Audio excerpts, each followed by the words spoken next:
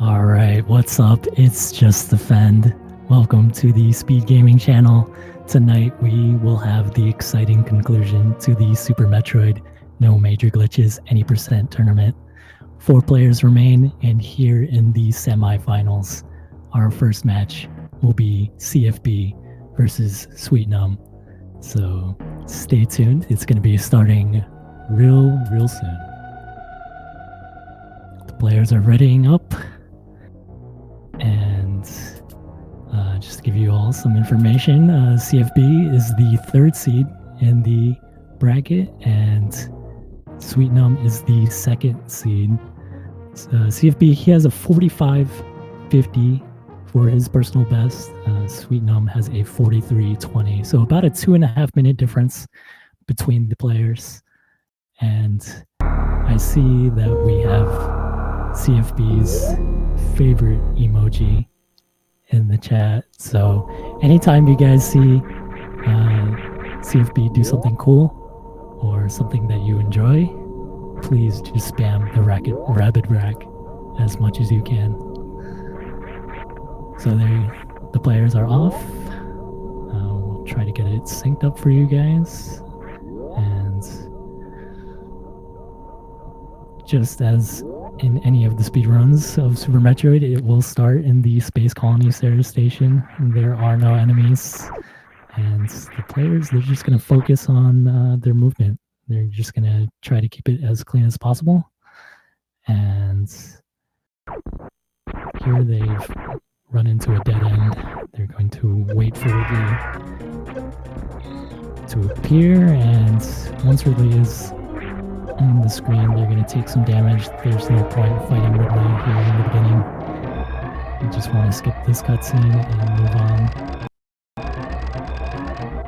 So CFB, he defeated Linkameister and Travitox as well as Goop Q to get to the semifinal. And Sweet Numb, he ended up beating Fuzda, Axel SR, and Wild Anaconda 69. So all notable players have fallen, and it's down to these two to see who will move on to the finals.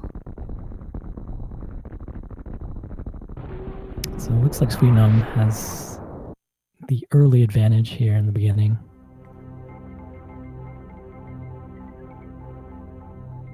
And please, guys, stay tuned. Tonight, it is non-stop Super Metroid. Right after this match will be the other semifinal match between Dread 4170 and Stravaris. And we are just going to move straight through all 3 of these matches.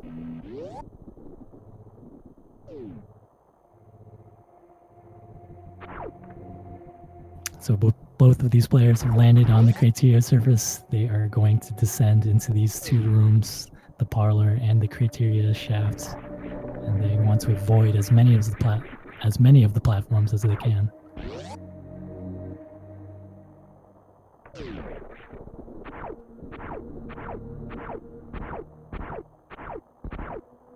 Just doing a little bit of counting here, making sure they don't hit that platform on the far right.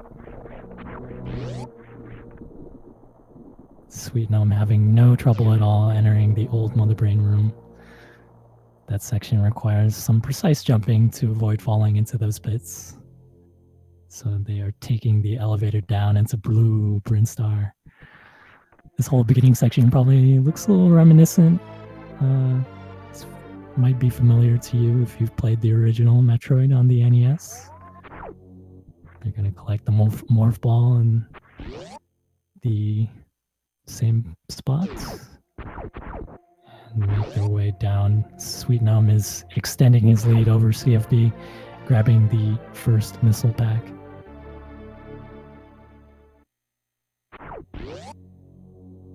So like I said, there are no enemies here. They're just moving as quickly as they can through this area. Sweet Numb missed the elevator a little bit. Took them a couple tries there, but now they are ascending back up to Criteria. They have to clear out these enemies in the Mother Brain room.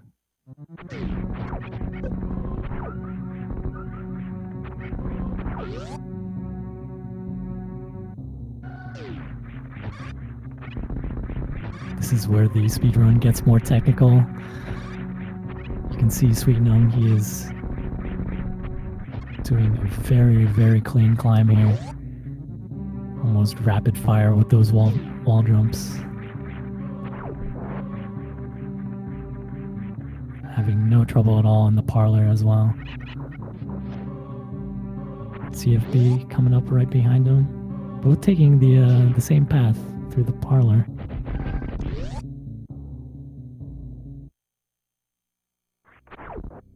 Sweet Gnome has a very, very good time. Very good bomb time of 48 or 4:48. And it looks like CFB just about 9 seconds slower. Still here against the Bomb Teresa. The players want to they want to avoid having the Bomb Teresa's face come off. And it happened so quickly. CFB taking care of the Bomb Teresa, having no trouble at all. And looks like CFB right behind him. I think I mixed up the names. I apologize. But Sweet Gnome, he is coming up to Alcatraz. Slowing down a little bit before he goes into Terminator. Looks like he wanted to set up shooting these gamers in the right order.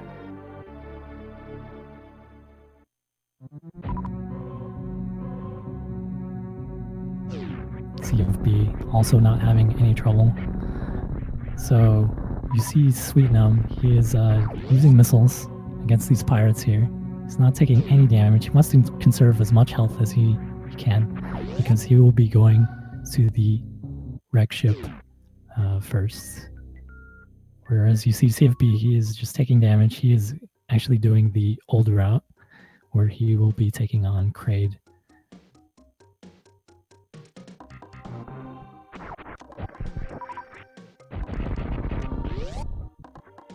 So here we come to the first sequence break of the game. They're going to do it with a mock ball, and Sweet Gnome, he's already through. He's going to grab the early super missiles. CFB not having any trouble with it. Getting a nice damage boost up to the monster party.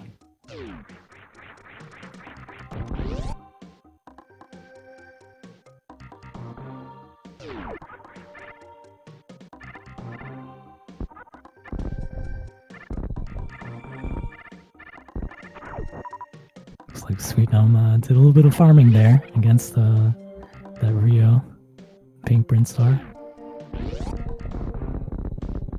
Nice little mock ball.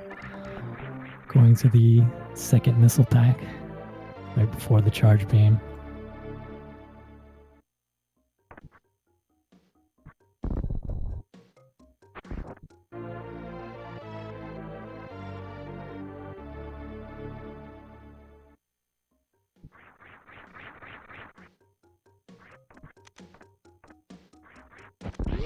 Excuse me for a minute, guys.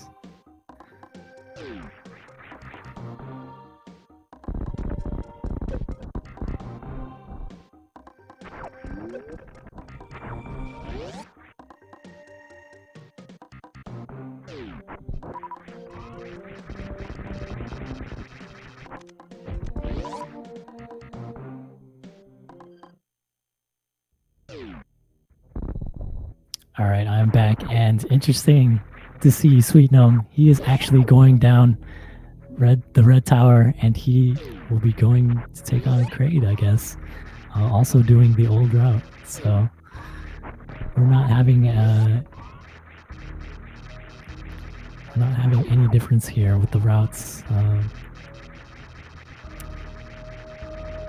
Sweet Gnome could have saved a little bit more time going through Criteria, just taking damage against those pirates, but maybe old, hard to break his habits from the new route. So CFB is catching up, but he gets caught on the ceiling there, trying to enter Kraid's lair. So going to have to do another jump to get across. And this is going to be a very good Varia time for Sweet Num if he does not mess up this quick kill.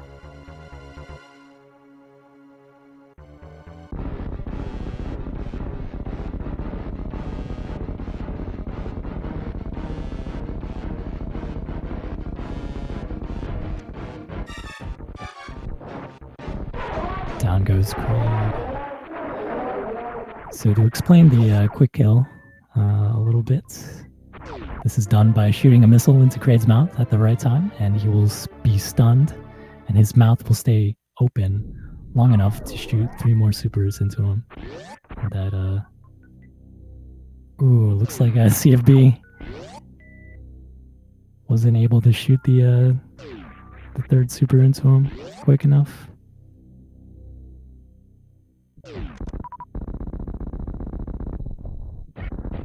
So losing more time to Sweet Num.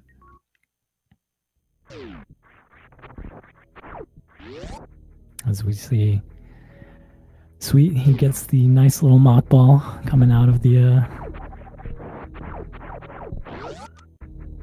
party room, as Travaris likes to call it. And another mock ball there to get to the Norfair elevator.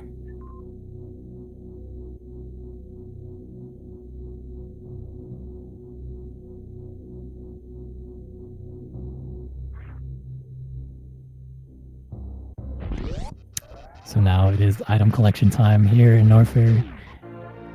You see Sweet Num, he's going to collect an energy tank, as well as some more missile packs and other very key items useful for going fast.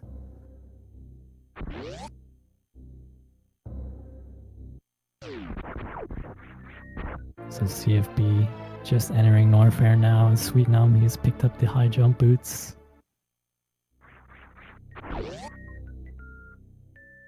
The high jump is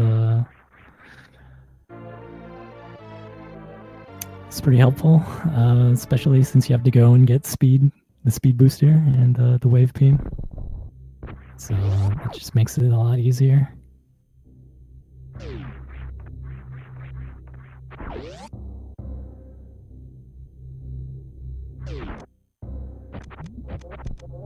Sweet Num taking care of those side hoppers with some missiles. Entering the cathedral. Now he's going to do a pseudo screw attack. Just taking out that gamer so he doesn't get stopped.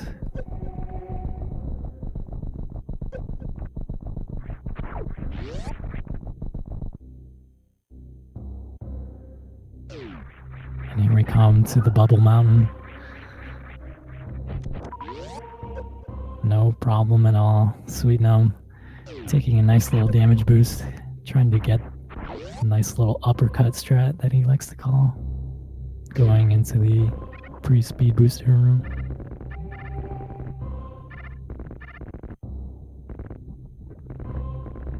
And both of these players have pretty good ammo as well. Sweet Num using missiles. He wants to conserve his super missiles because the super missile count is going to be pretty important.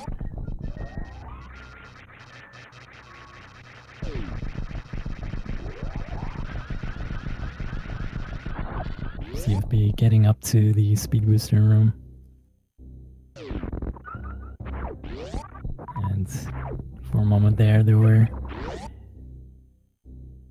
in the same area. However, Sweet Num is exiting. He's on his way to the wave beam, taking out some of these enemies just to reduce some lag.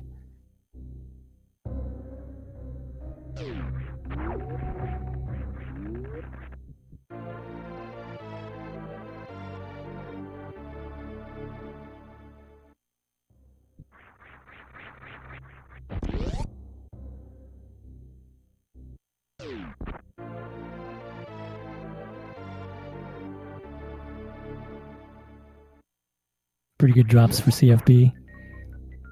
Not having a little trouble exiting there. Not able to get the damage boost, leaving speed booster.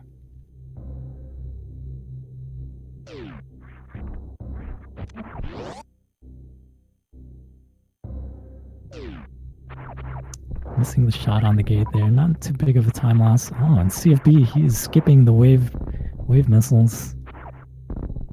Looks like he might be aware of the time deficit here.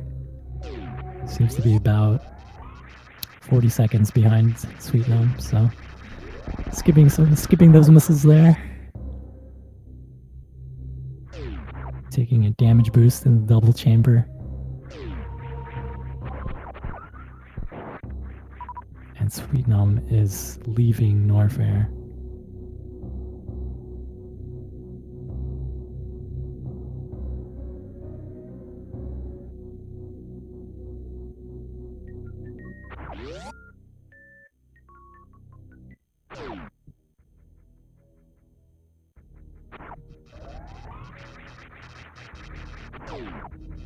So you saw Sweet Gnome, he slowing down a little bit, right? Oh, and he's having he fell into the water right next to that yapping moth, so a little bit of a time loss.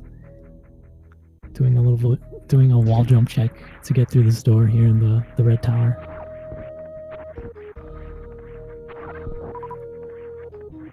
He's going to have to climb all the way back up the way, getting the nice down grab strat.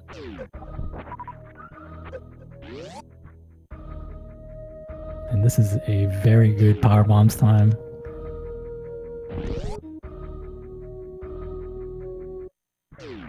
Taking a damage boost and a sub 16 power bombs time for Sweet Gnome. Oh, CFB looks like he was a little too slow wall jumping up the red tower, and he had to wait for one of those rippers.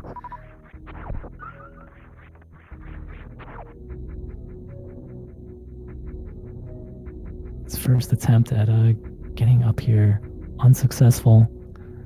Gets it on the second try.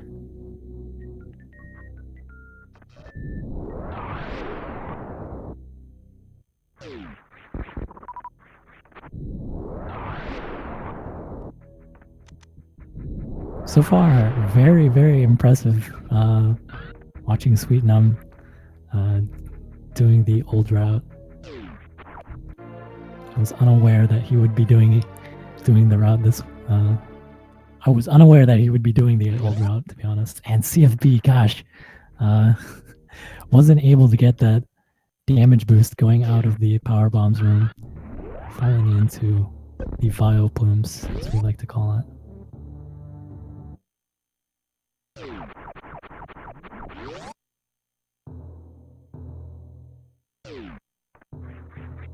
Also, CFB's health is kind of dangerously low. He might do some safety shine sparks here, going towards the wreck ship. Nice little speed ball from Sweet Gnome as he enters Fantoon.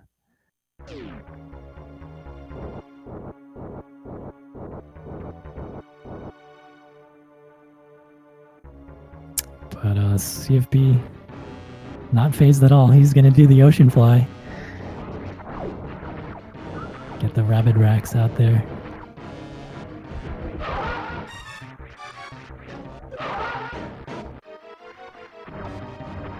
Sweet Gnome's first X Factor successful on Fantoon. It looks like he's going to get a slow pattern for the second round.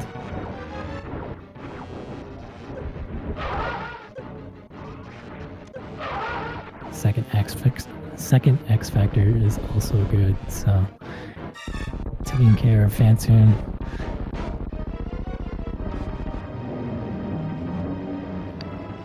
So to describe what the X Factor is, it is a power bomb combo done by selecting the power bombs, and then with only charge and the wave beam equipped, You keep charging and the X will converge to your position after 2 seconds. CFB got a fast pattern, but he is low on health and he takes a death. Fantoon not helping him out at all, spawning right on top of him, and CFB will have to start from the craters, from the ship, from the surface of the planet again. So things are not looking good for CFB in his match here with Sweetnum. He's gonna have to hope that Sweetnum takes a death somewhere, or has a problem. Sweetnum not able to get this attic cleared out. Uses a power bomb. He's gonna charge up this shot and shoot it downwards to break out these blocks as he makes his way to the gravity suit.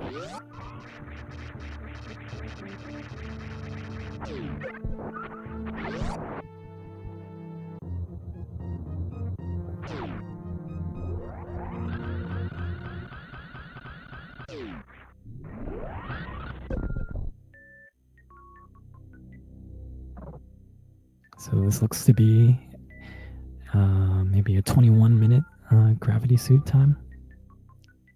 So pretty good. Sweetnum. His health is kind of low, but his ammo is looking very good. He probably would like to have more power bombs going into Meridia. You want at least 6 to 7 super missiles and 3 power bombs.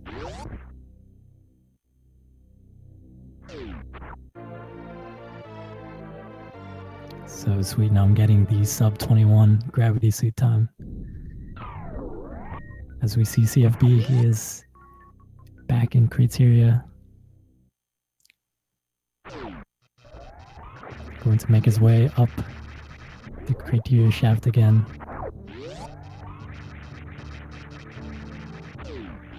And very nice leg ball from Sweetnum, conserving his speed there, getting the mock ball. Kind of unlucky there not to get any power bombs from the battle crabs. Sweetnum was.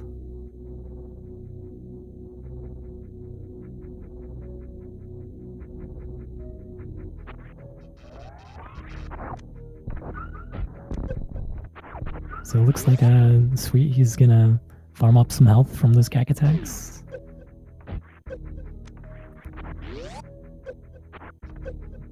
Struggling a little bit in the hellway, taking a little bit of damage, but the gravity suit cuts the damage by a quarter, I believe, so not too big of a deal taking damage from those spikes. And he farmed the B-Tom there to get a guaranteed power bomb drop, so should be good going into Meridia. As we see CFB taking care of the bomb Torizo, getting his missile count all the way back up to 5.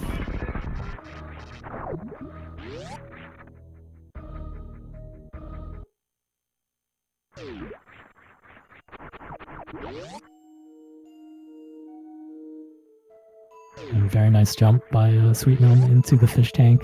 You want to climb all the way up to the top door before the fish gets in your way.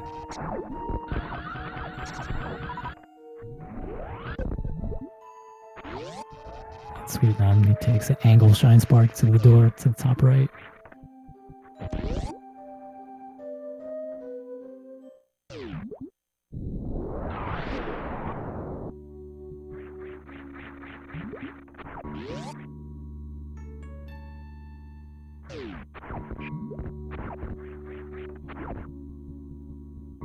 Oh, looks like Sweetnum missed some of his taps.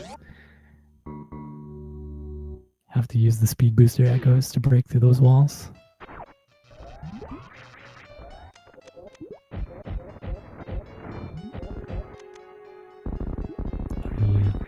He It's the bad pattern from Botwoon, but cleans it up very nicely. Botwoon has 3,000 health, equal to about 10 supers, but he saves about 4 supers by doing an X Factor. So 6 supers plus the X Factor takes care of Botwoon. And here you're gonna see Sweet Gnome is going to do a setup here for a difficult Giant Spark. He's gonna wall jump, and he gets the full halfie. Pretty much right there, you have to wall jump quickly and spark before the Shine Spark charge runs out. So any sort of mistake there, and you're not gonna get the full halfie.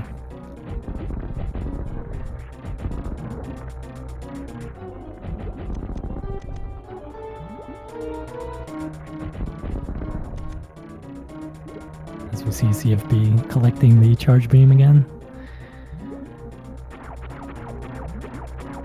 As we wait, Sweet Gnome is going to be taking on Dragon, doing the X Factor setup, and the first Shine Spark looks good. This is a good pattern from Dragon here. Oh, and Sweet Gnome hesitating a little bit on his last Shine Spark. Shouldn't be a problem. Unfortunately, it is a problem. He's very low on health. Missed his Shine Spark, and takes care of Dragon. Would have been disastrous, and it looks like he's gonna go for the Spike Suit. Not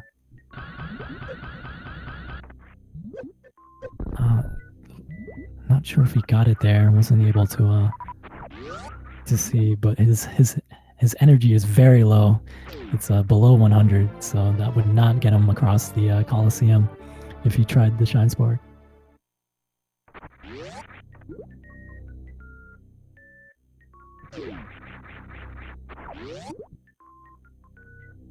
CFB is entering Kraid's lair, trying to make his way back, keep his speedrun alive. Looks like Sweet Gnome, good old space jump, is giving him problems as he is going. Oh, looks like it happened to him again there.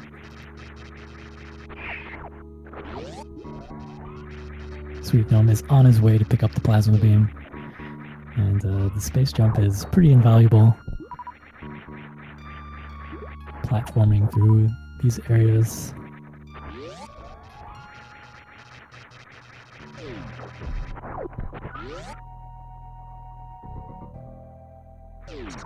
So CFB missed the Kraid quick kill earlier. Let's see if he can redeem himself. There we go. Stopping to pick up some of these drops. Sweet Gnome entering the Cassius room. Got crouch locked for a moment there, but was able to avoid getting hit by those little flying pancakes.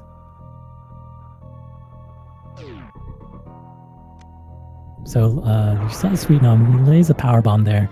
Laying a power bomb will actually damage the wall clinging pirates, and it's pretty helpful there because you want to clear out all the pirates to open the locked door here on your way out.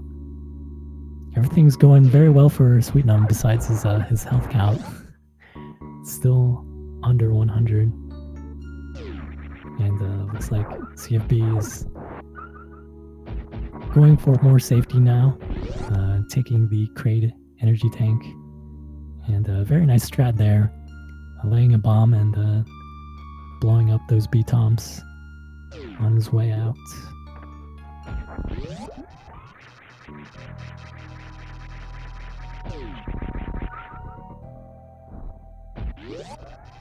So Sweet Gnome has everything he needs from Meridia. He is getting out of dodge, collecting some health from these crabs. Those crabs will drop big energy if you are full on power bombs, which he was.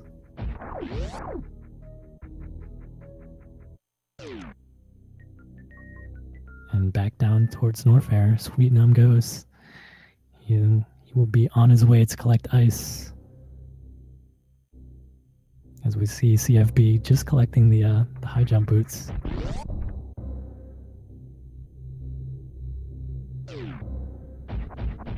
Doing a nice mid-air morph there, just to get to the second platform there in the room, 2 rooms before the ice beam. And nice damage boost from Sweet Numb.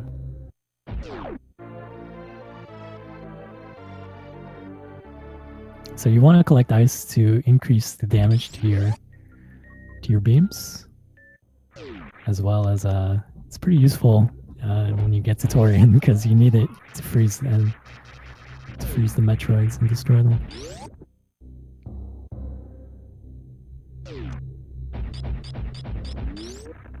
Sweet Numb gets the Ice Palace escape. And he's going to be making his way towards Lower Norfair. CFB almost got caught by that Cack Attack on Bubble Mountain.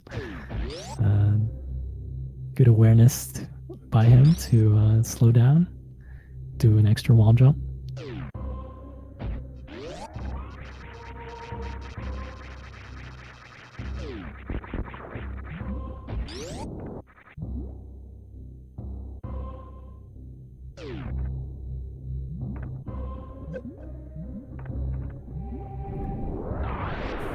No chronic boost from Sweet Numb as he gets hit.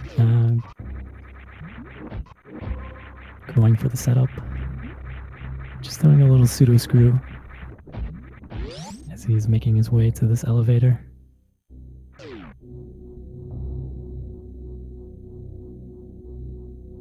CFB kind of unlucky on these drops, not getting as many super missiles as he would like, I'm sure. But shouldn't be a problem with the missile count that he has going towards Wave Beam.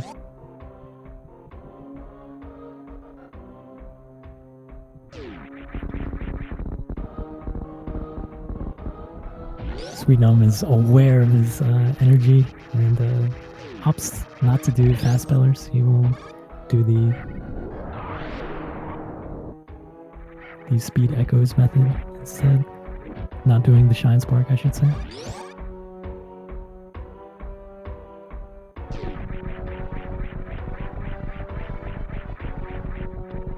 So now CFB has the wave beam. He's going to make his way back towards the wreck ship. Sweet Numb charging his beam to shoot out these blocks as he enters the room. And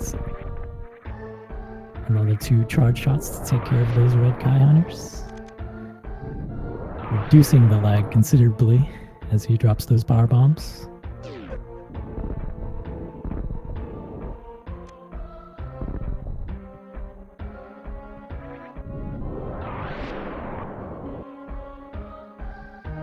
Doing 1 Kago, no double Kago from Sweet Numb. Single Kago will suffice.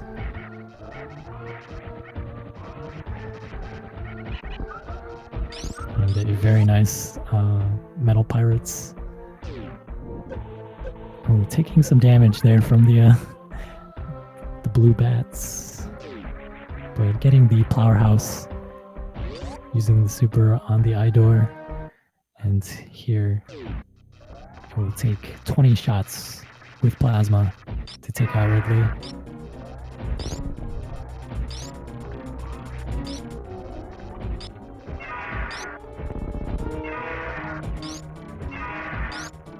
Ridley is pogoing away. And Sweet Numb, he's doing a very good job avoiding any sort of damage. And manipulating Ridley into this left side. Now he's taking some damage there. but Ridley should be dead.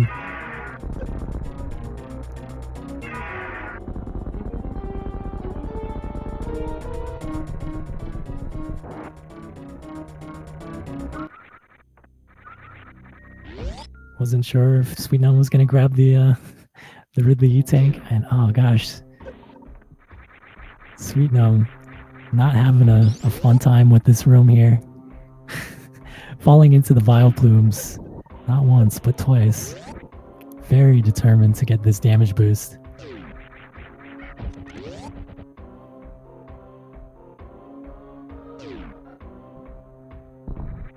There we go. So CFB gets his power bombs. He does a strat there where he lays the power bomb first, and then he farms the caterpillar to get a power bomb from it. If you do it before laying the power bomb, it will drop a small energy. So Sweet Gnome is on his way out of Lower Norfair, avoiding these seahorses. Oh, looks like CFB missed his Shine Spark charge. Had to go back and do it again. And Sweet Gnome, he is not messing around. He is just going to use some charge shots to take out these three musketeer red Kai hunters that we like to call.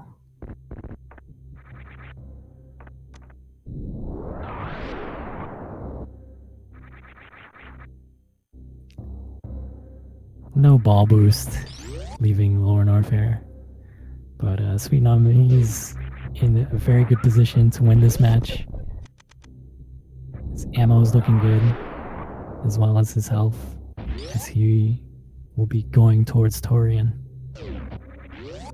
CFB entering the wreck ship and into Phantoon's room with way more health than he did last time he was here, so keep an eye on this boss fight. Phantoon is a very random boss. He has many different patterns, and CFB, he gets a mid pattern right there, the second best pattern you can get in the beginning.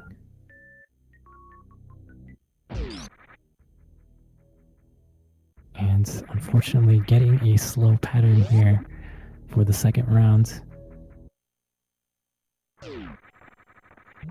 but connects his second X Factor, so much better Phantoon fight for CFB there.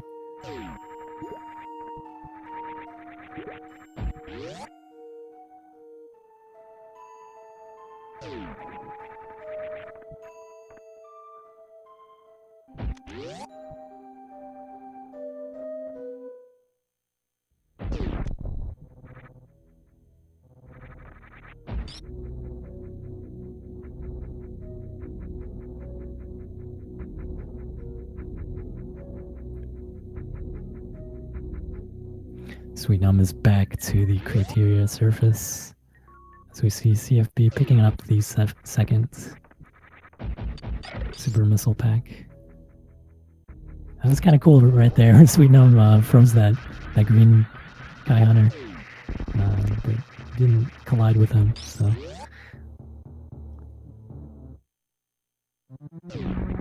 Nice little speed echo tech right there, using space jump to break the wall. And look at this attic from CFB. Cleans it up very nicely. Does the speed keep strat there at the end to take out the final two enemies.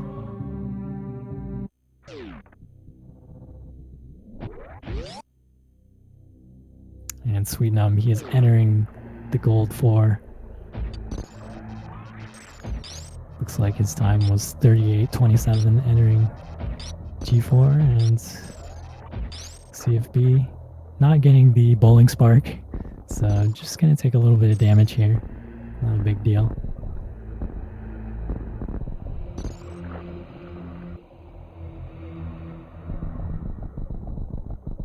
CFB is having a little bit of fun there.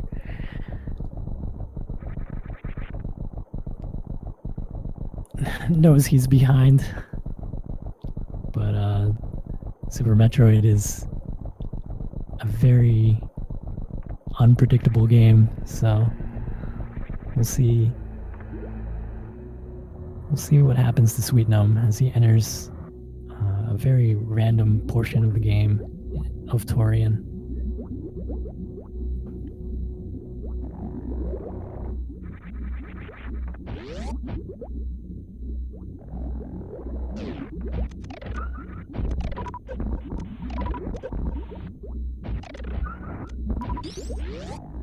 First Metroid room is down for Sweet Gnome, and it looks like his super missile count is kind of in a bad spot, but looking okay right now. He's going to use some missiles on these Metroids in the third room. Going a lot slower now. Just worried about this super missile count. He wants to have at least 9. 10 would be splendid when you get through all 4 of these rooms. I mean, and wow, those Metroids did they were not kind to Sweet Gnome. So he leaves with 25 and 8, which is actually pretty good. That is enough. That ammo count is enough for Sweet Gnome to finish the game without refilling on his missiles. So we will see how his big Metroid skip goes.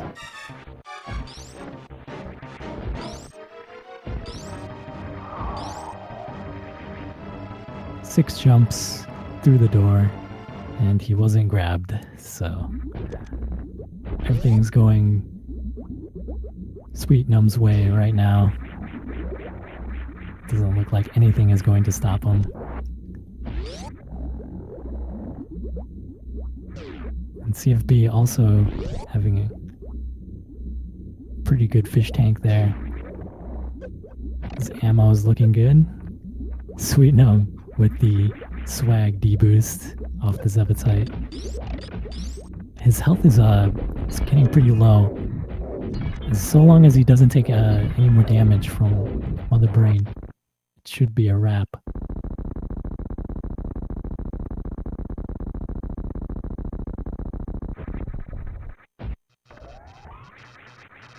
Sometimes you can get unlucky with these bomb drops that Mother Brain 2 spits out. It might do double damage to you.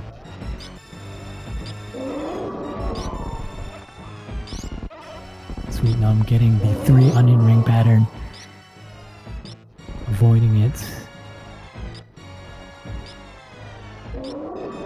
He's just getting some bombs and not taking any damage. It looks like it's over for CFB. Sweet Gnome, unless he does something, unless something disastrous happens, Sweet Gnome will be our winner for the first semifinal.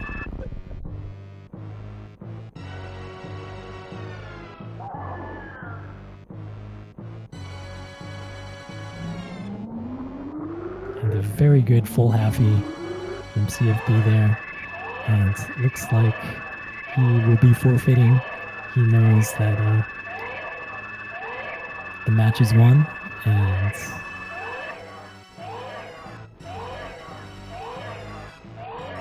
condolences from Sweet Gnome to CFB for the unfortunate Phantoon fight that he had.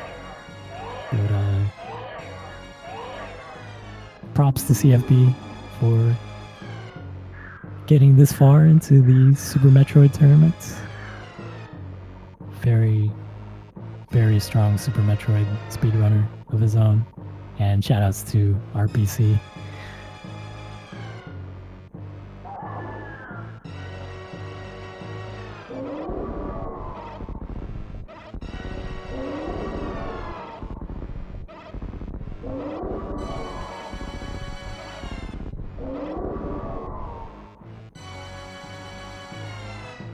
TFB is enjoying his spotlight here, playing a little bit of Tetris Attack while we wait for Sweet Num to wrap up his speedrun.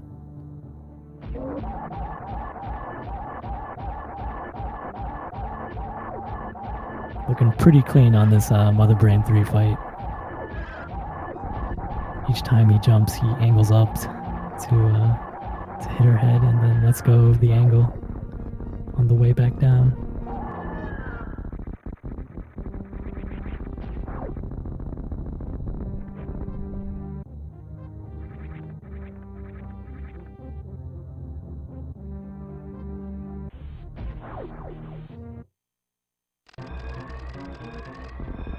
So not too sure. This might be a 45 from Sweet Num, or a low 46.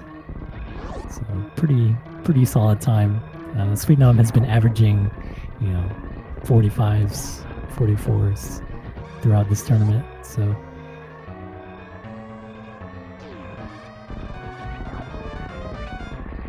he is definitely favored to take the whole thing, I would say.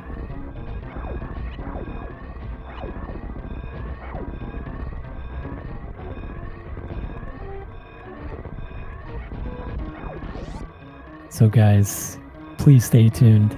Right after this match, we will have the second semifinal between Dread 4170 and Stray Varus. So stick around and more Super Metroid action will be had here on the Speed Gaming channel.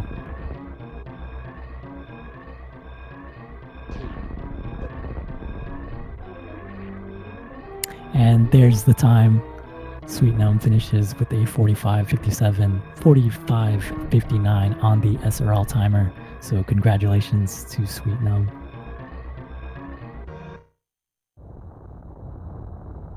As he will move on to the grand finals, awaiting the winner of the next match coming up.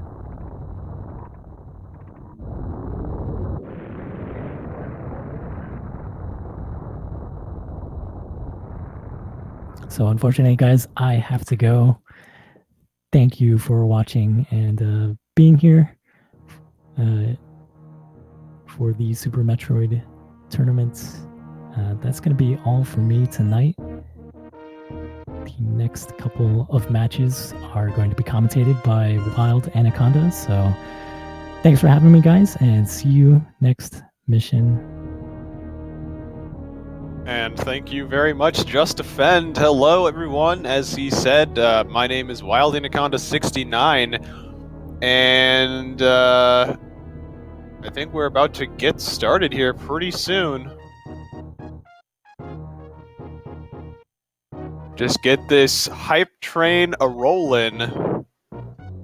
Keep on rolling.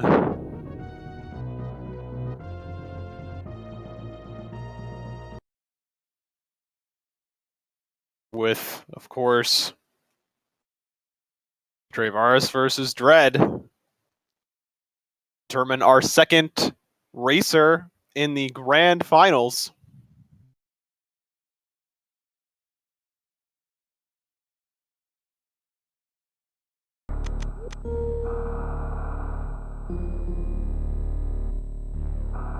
How hype was that? I was definitely surprised to see Sweet Num taking the old route there, but you know what? Whatever gets the job done, man.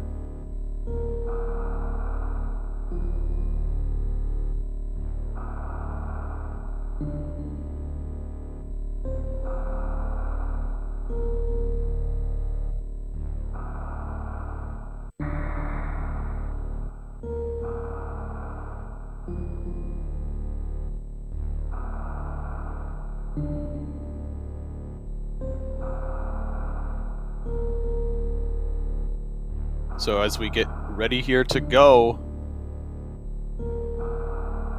personal bests of these players, we've got Stray Varus, the favored player in this matchup, with a 44.10,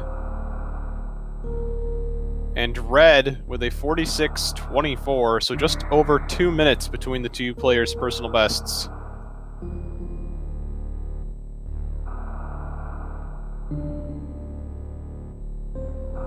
And in order to get here, our players, Stravaris,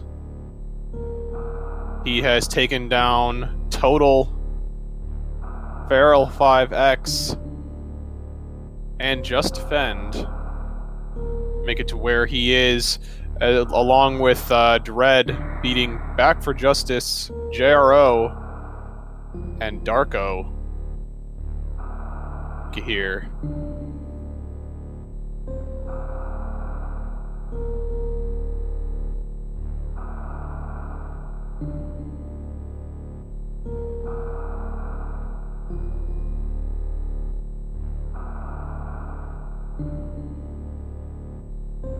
And there goes the countdown, so they have begun.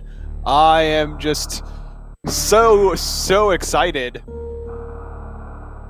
I can't wait to see what unfolds in this race.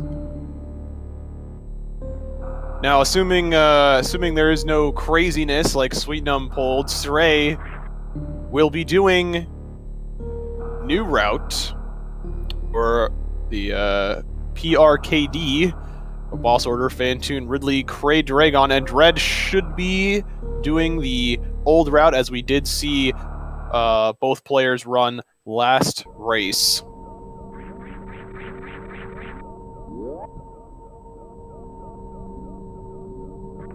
Of course, only time will tell.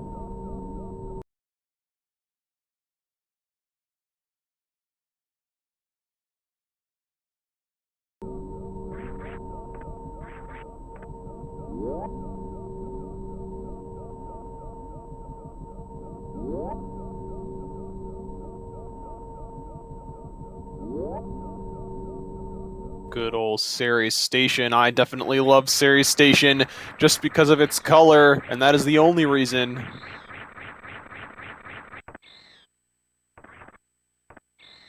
For those of you who might be new to the Super Metroid speedrun, the fastest way to end this fight with Ridley is to drop your health down. 5 hits from Ridley's tail will do the trick. And then you can begin the escape sequence.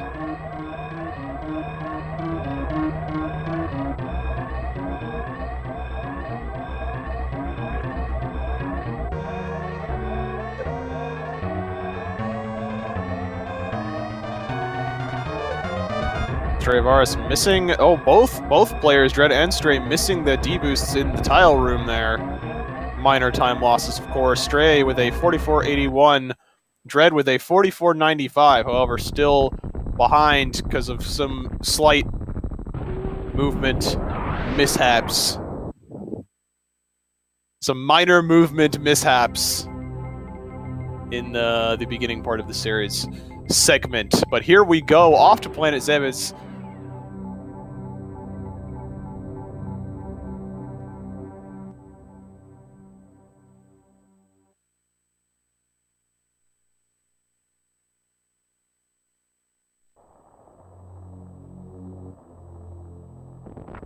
Who do you guys think is going to win? Is Stray going to take this as he is the favorite and move on to the grand finals, or is Dread going to upset?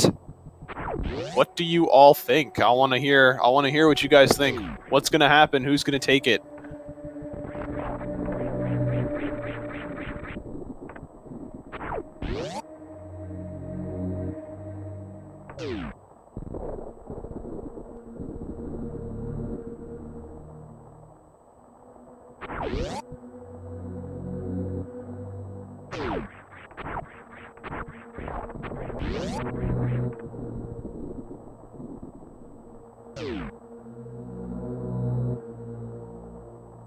Oh geez, some of you guys are awful, saying some awful things will happen to these players. My goodness.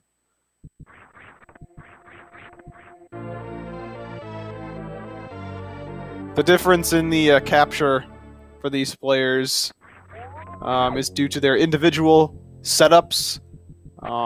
Various factors play into it. The hardware that they have, their capture card, and if they have a modded SNES or not, etc., etc., along with their internet speeds. Can they stream at a higher bitrate?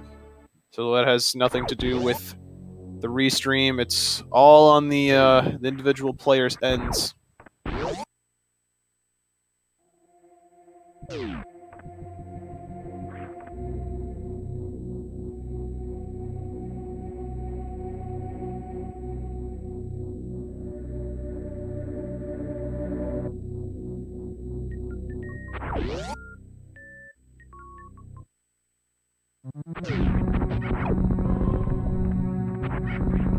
If you are interested in seeing the brackets or any other information pertaining to this tournament, you can go ahead and check the links that Mungo Meat put in there for us, the Google spreadsheet. We'll have all sorts of interesting information, like the Hall of Fame, losses, longest wins, all that sort of fun stuff.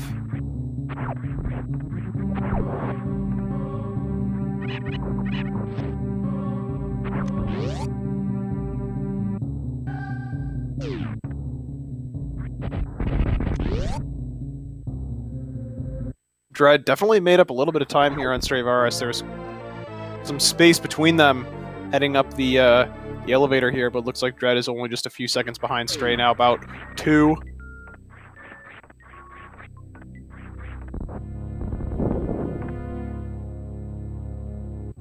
Let's see how their bomb Trizo fights go.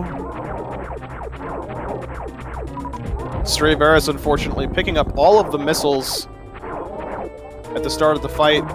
Dread also having a little bit of difficulty there. The goal is to spawn a bunch of missiles from those from the little Trozo balls that the bomb Trizo expels, and then only pick up like a portion of them, so that you can pick up more afterwards and not have to farm a second time.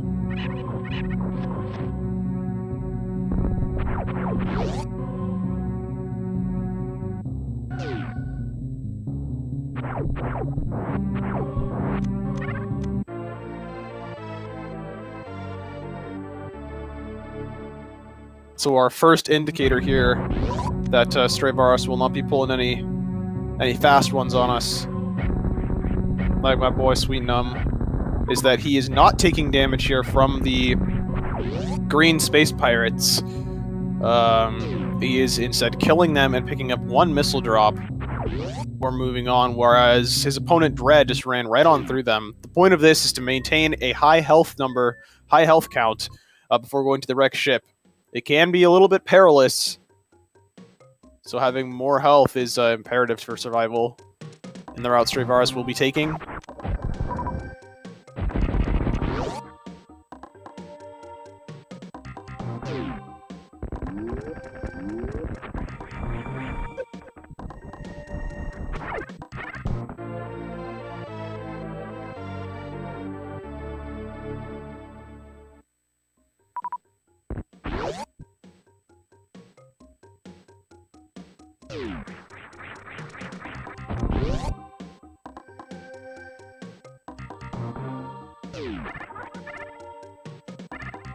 Strayvaris getting a lucky missile drop from that waiver in the early Supers room. Maybe he might get another one from this Rio here. No, he unfortunately does not. But that is going to help him out a lot more than one might think during the Fantoon fight. Having more, especially if he gets fast patterns, the more missiles you have, the better.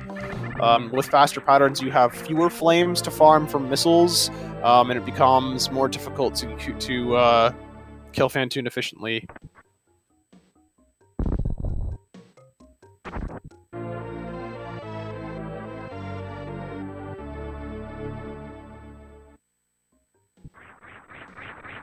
All said and done, Dread is still keeping pretty good pace with his opponent here. It'll be a little bit more difficult to keep track of where these players are in relation to each other as soon as we enter Red Tower, as Stray will be taking the upper path, and Dread will be going down. Both players pretty much in sync exactly right now due to some interesting green hill zones, but of course our sync does not last very long, as we do see Stray for sure taking... Oh, did not shoot. I wasn't entirely sure, because sometimes, due to the frame rate of the restream, some things can appear gone. I wasn't sure if that was what was happening with the shot. I guess he just didn't shoot at all. Going up red tower, unfortunately. There he goes, grabbing power bombs. Dread with a nice triple super entrance there. Did pause for a second. Still makes it through.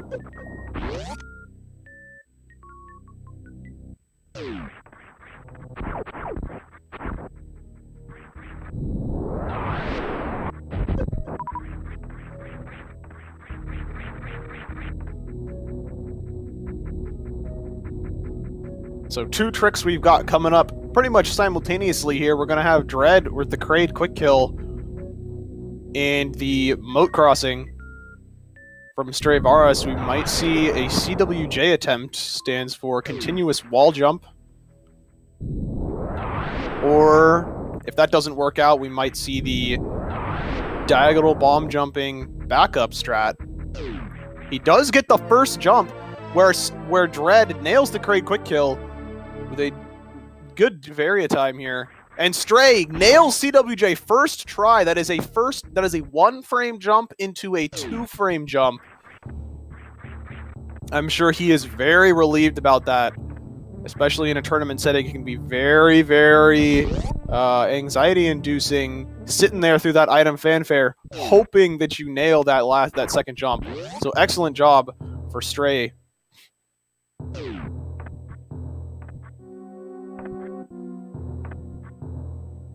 Let's see what kind of Dread actually having a little bit of trouble not having missiles to kill those pirates, so needing to do some pseudo screws, not wanting to use his supers. Let's see what kind of RNG Stray gets here from Fantoon.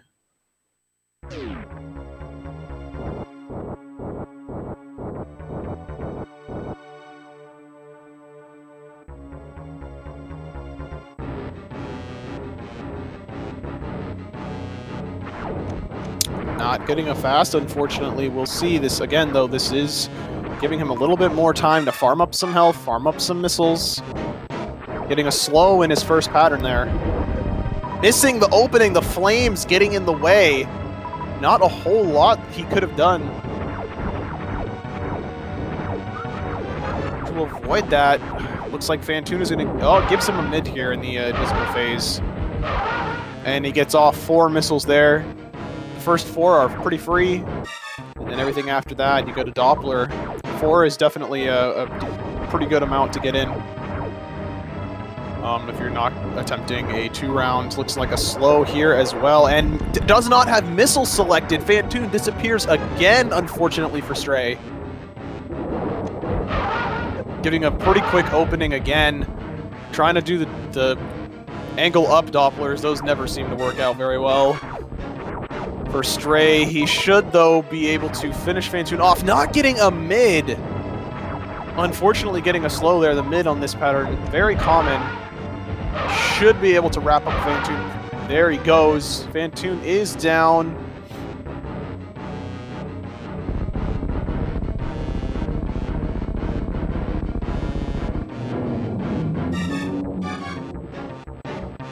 And of course, we see Dread making his way through Norfair, doing just a little bit of item collection. Stray getting great power bomb drops and supers as well. Health is just a tad low, but that shouldn't be an issue. He just needs to be a little bit careful. Attic needs to go pretty well for him. Doesn't really want to take any unintentional damage. But as I was saying, Dread going through Norfair, picking up some items before heading to the wreck ship. He already grabbed High Jump. His next 2 majors that he wants to grab are Speed Booster and Wave Beam, helping him to go fast. Go, go, go fast.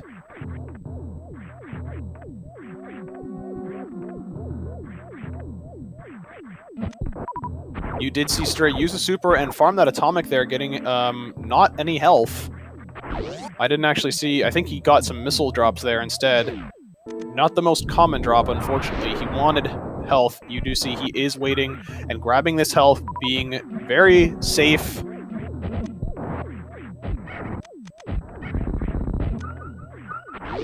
There he goes, getting full health there at the expense of a little more ammo and time.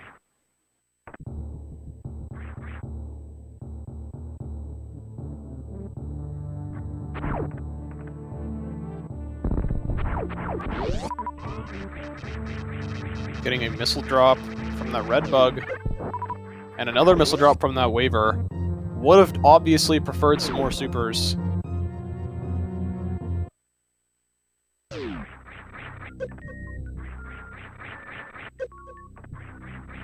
Ending with the perfect amount of health Strayvaris is, as he now gets a short little break before getting gravity.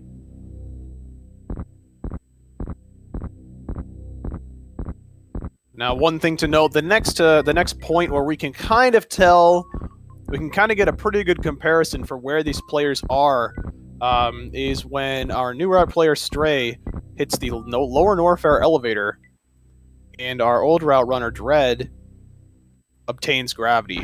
Those happen at about similar points in their run, in the different routes. So we should be able to get a decent time differential there.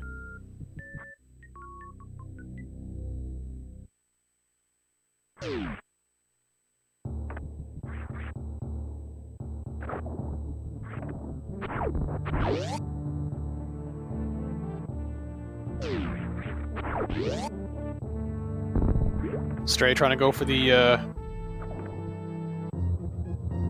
opening the door there for completely crossing the moat, unfortunately, not getting morph in time. Perhaps jumping slightly too early.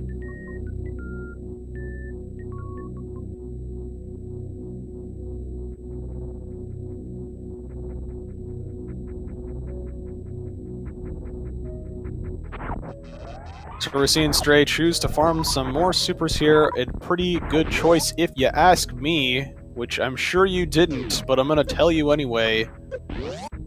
Super missiles are pretty important in this part of the run. You want to have a decently high super count. Dread with an excellent red tower. And a high 5 for both of those players as well. That red tower strat looks so clean. It's fast, it's great. Pretty difficult though, so hats off to Dread for nailing that. Don't remember what I was saying. Super missiles. Having a higher super missile count throughout this portion of the run and new route. It's always better, so as to have a higher chance of a high super missile count for when you fight Ridley.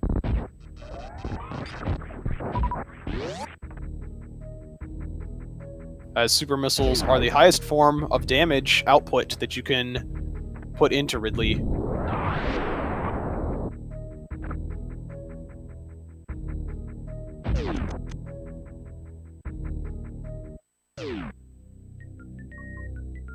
So Stray now gonna pick up the same items as Dread before going to Lower Norfair with the addition of Ice. Ice you definitely want to grab in this route before going to Lower Norfair, and grab it earlier in the run than in Old Route, because it does do more damage to Ridley, as you will, most of the damage that you will do to him will be with charge shots, and Dread getting a nice missile fly.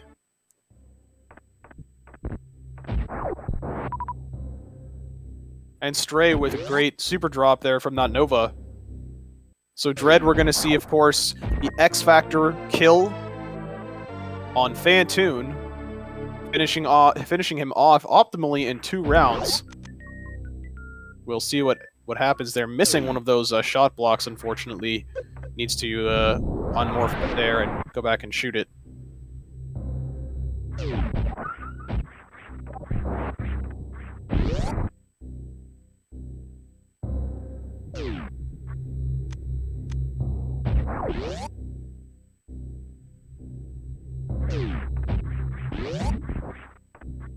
Let's see what kind of RNG he gets, and can he take care of Fantoon? Dispatch of him more quickly.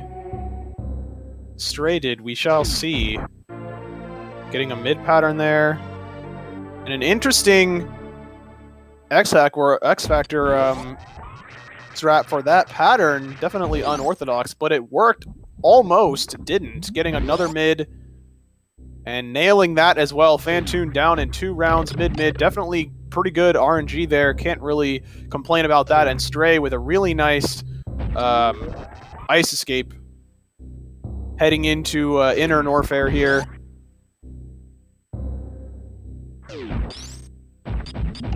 And Dread with excellent ammo, but slightly lower health, so he's going to need to be a little careful here. He might not be able to do, depending on his normal strat, for the attic, he might be a little bit uncomfortable if he does the Shine Spark strat normally. I'm not entirely sure, so we'll have to see. He might end up needing to use a lot more of his ammo than he wants to.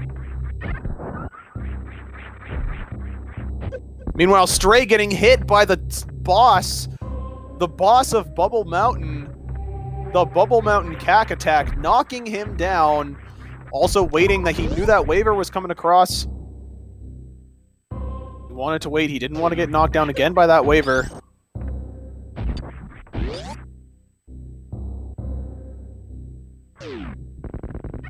Dread taking a bunch of damage, going back to get that health. It looks like he's still... No, he's not. Missed a super on that atomic.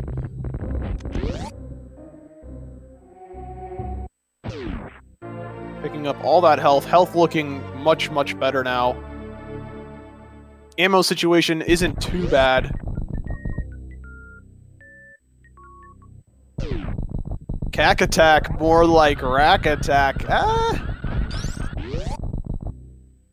So Stray looking for 2 or 3 supers here, gets 2 in the first round, gets another 2, deciding to go for a safe third farm. Not a bad choice whatsoever.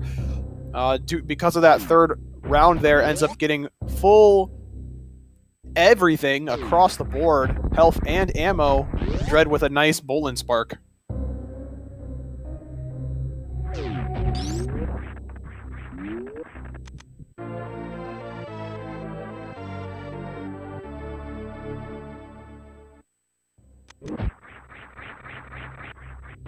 Stray being very safe here, wanting to conserve supers at the expense of just a few frames,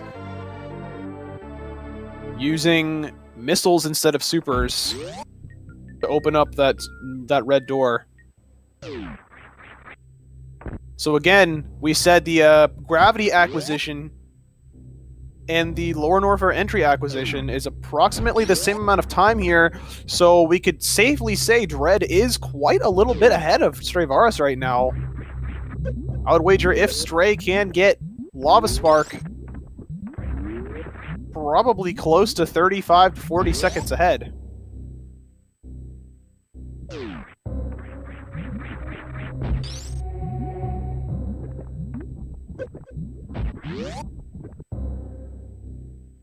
Dread not opening this powerbomb door on his way in. I did not catch that. I did see someone mention it in chat. I wasn't entirely sure, however. Needing to do that there. Looking for Stray to get this Lava Spark. This taps looked good. He gets the charge. Nails it. Nice job, Stray. Looking like about 40 seconds behind Dread, though.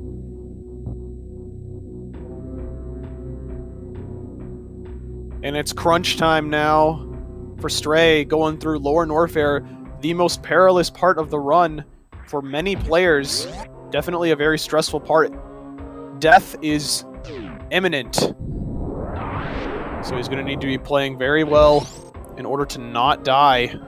Going for fast pillars. Getting that spark. There he goes.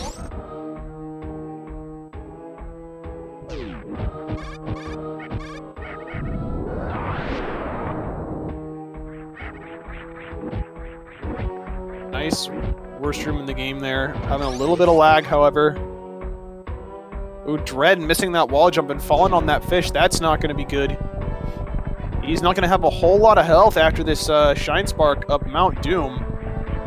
Watch out for that. He might end up farming some of these crabs first. Stray going for... Oh, does not look like he's actually doing the Shine Spark. Gets a... So Stray, I'm not sure if he forgot. He didn't even attempt the short charge for Key Hunter Stairs, which reduces a lot of lag, speeding up the room tremendously, in addition to giving you 2 more drops, which could have been health, which would have been really nice for him to have. So having only 63 health here for Dread, he can only get hit by Batoon 1 time, and sometimes to get a fast Batoon, you're going to need to run into him, so we're going to need to be careful here. He will get an E-Tank right afterwards. Stray with a nice KO. Dread looks like he nails those X Factors. And God, he needs to be very careful staying inside Batoon's hitboxes for a very long time. I was very concerned for his invulnerability frame. Stray with nice Metal Pirates getting absolutely maximum supers, so his health, the health drops from that second pirate was incredible. Putting his health way, way up. He's going to have a very nice time on Ridley.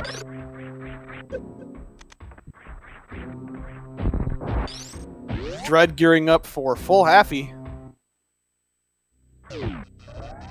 Misses a wall jump, so just decides to go for the halfie. Great call on his part. He knew he was not going to be able to make that with that missed wall jump.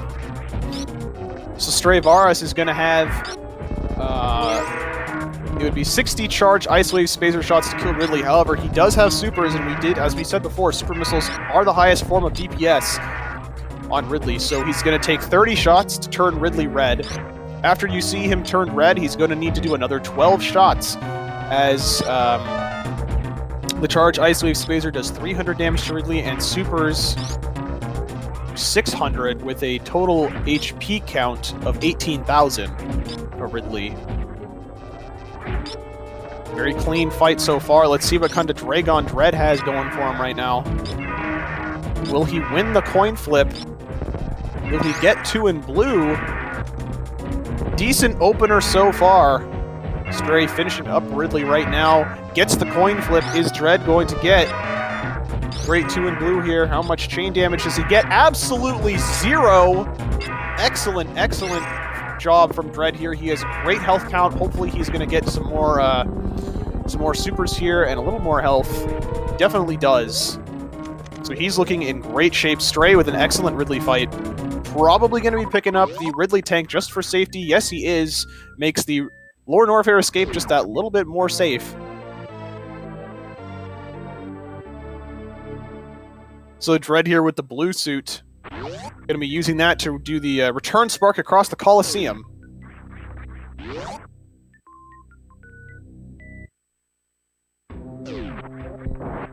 As Stray begins his Lore Norfair escape.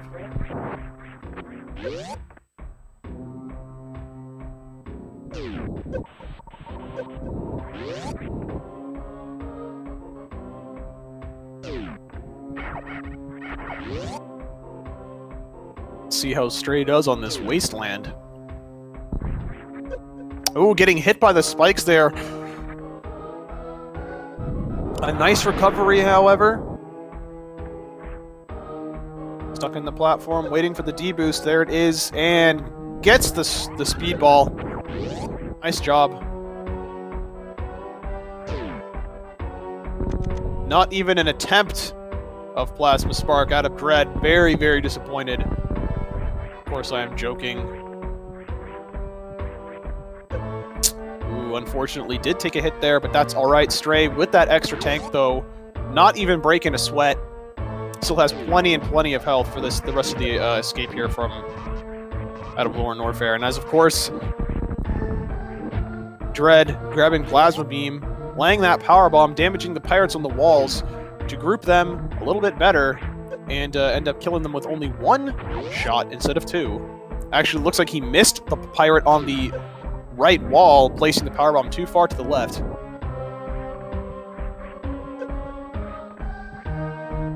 Stray, excellent, excellent. Oh no!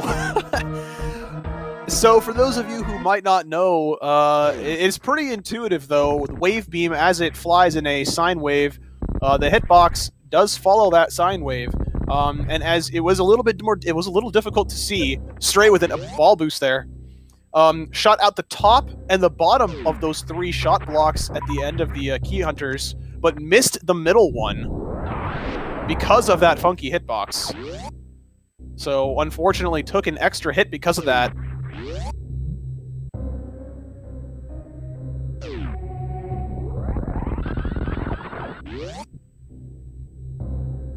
The great thing about having this restream and having this race shown to you is that you don't have to choose who to watch. They're both right here for you. So Stray Varas, oh, looks like we might see an elevator high five coming out from both of these, from the players right now. Norfair to Brinstar, elevator high five. Stray now going into Kraid's lair, whereas Dread will be going to grab Ice Beam before heading down to Lower Norfair.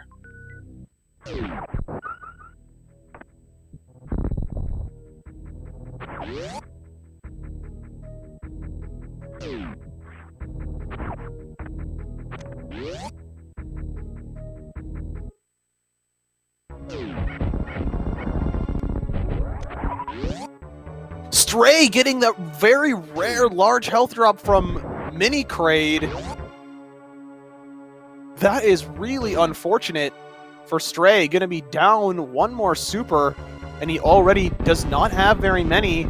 He needs to get some pretty solid super drops from Kraid here, otherwise it's his Watoon fight might be in jeopardy. But getting an excellent Kraid quick kill there. Let's see what kind of drops he gets. Absolutely 0 super missiles. Atrocious. I am disgusted by those drops. They're absolutely awful. So only gonna have 7 supers.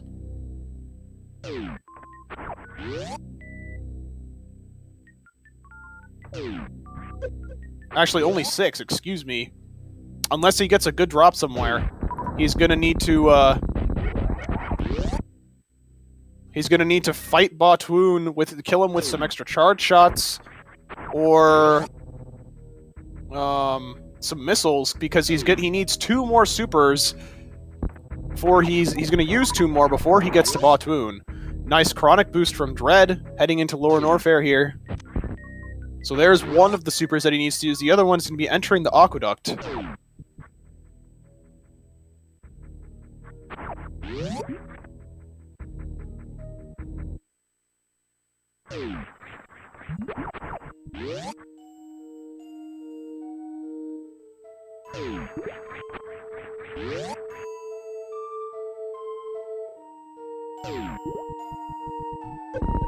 Oh, Stray starting his diagonal Shine Spark just slightly too early, bonking into that ledge, and Dread with a nice fast pillars.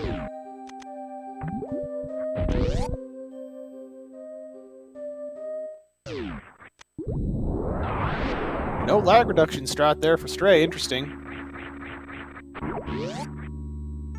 A relatively new development though. So let's see how Stray handles this Botwoon fight.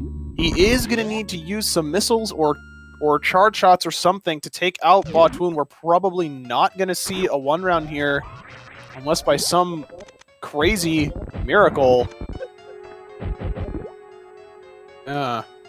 It can definitely be difficult, especially when you're down 2 super missiles. So Stray deciding to abandon using missiles and just go for charge shots, which can be very difficult. Not only is Botwoon moving quickly, and you never know where he's going to appear, but his hitbox is awful. Stray definitely losing quite a bit of time here, eventually taking down Botwoon. Not getting any more super drops from Botwoon. Stray is getting absolutely screwed on super drops. My goodness. Going for a 4th tank here. Not a bad choice, however, with as close as this race is, although Stray might not know it, might wanted to have skipped that. A nice Metal Pirates from Dread. Stray has to farm here. There is 1 super door between him and Dragon, plus a Ghidorah. It would be faster. At this point, it would have just been faster to go with one super, as long as it took to get that second super missile there, it looks like he did want to just farm up a little bit more just to get more. And horizontal sparks at the bottom of the pre-Coliseum, unfortunately not going to even get happy. When you try and jump too quickly after crouching, that is what happens.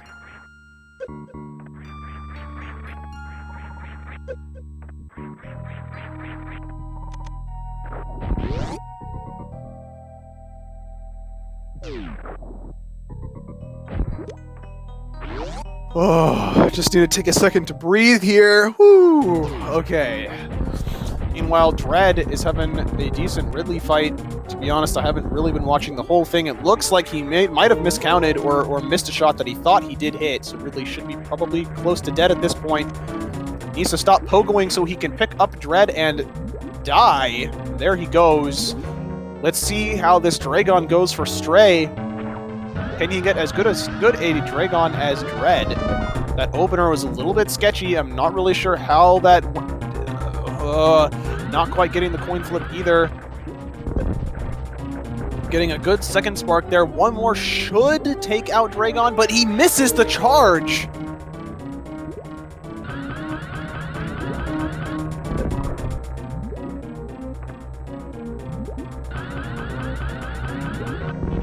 Oh, okay, he's fine, he's fine. He takes a little bit of chain damage there. I always gotta freak out at chain damage. It's a scary thing. Having excellent health because of that extra tank, not even needing to wait for the drops. He has pretty good drops from that extra farm. Those extra couple farms that he did. Dread, unfortunately, not getting the speedball after the wasteland there. There goes Stray with a return full halfy.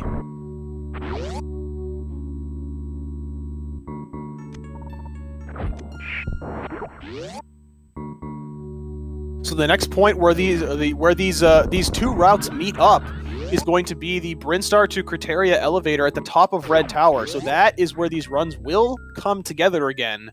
Now, because of the lack of Plasma Beam from Stray, his Mother Brain fight is going to take almost, 3 times as long as Dread's fight. So, he needs to be approximately 50 seconds ahead of Dread to really actually be ahead after all things considered here. So he will be hitting this elevator sooner than Dread will, but is it going to be 50 seconds sooner? We'll see.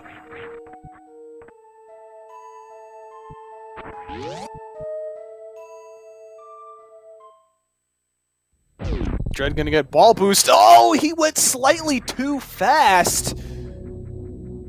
Going over the multi-viola there, unfortunately going too quick to get ball boost.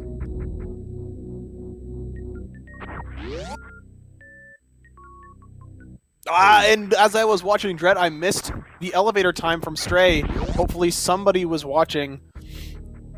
We could catch it at G4. Oh, thank you, JRO. 3616. So it's looking like Stray might... Oh, nice speed keep right through those blocks. He didn't even need to jump through those blocks, getting a really, really great jump there. Not needing to jump after keeping blue, I should say.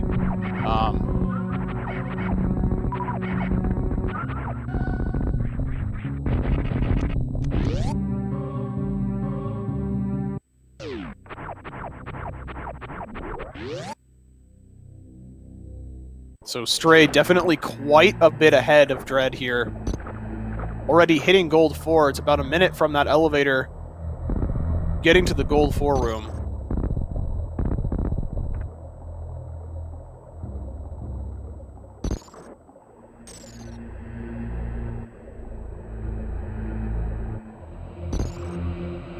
So Dread coming up on the elevator here. Let's see what time he can get. 37:51, so it's about a minute and a half, or but more like a minute and 40 seconds, slower than Stray. So Stray looking about, 50 seconds ahead. Stray pausing here to turn on isolated space. You'll notice you hit the transition right as right as the elevator hits the bottom of the screen. Instead of Samus completely disappearing off of the screen, saving a couple of frames, about 40, 45, I think.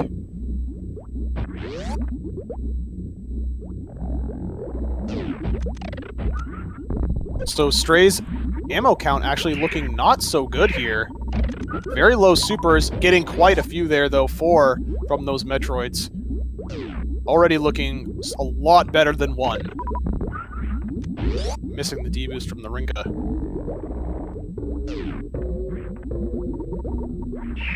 Stray, like a good player, taking it very, very safe. Grouping strats all the way. 20 and 9 right here.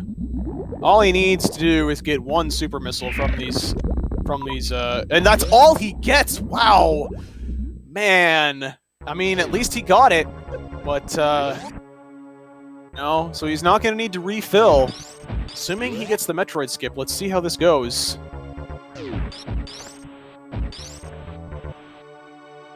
$135 difference at G4. Alright, so yeah, it's looking like if you subtract about 50 seconds from that, about 30, 40 seconds ahead for Stray here. Good second jump. Those first 2 jumps on the Metroid skip are always the most difficult.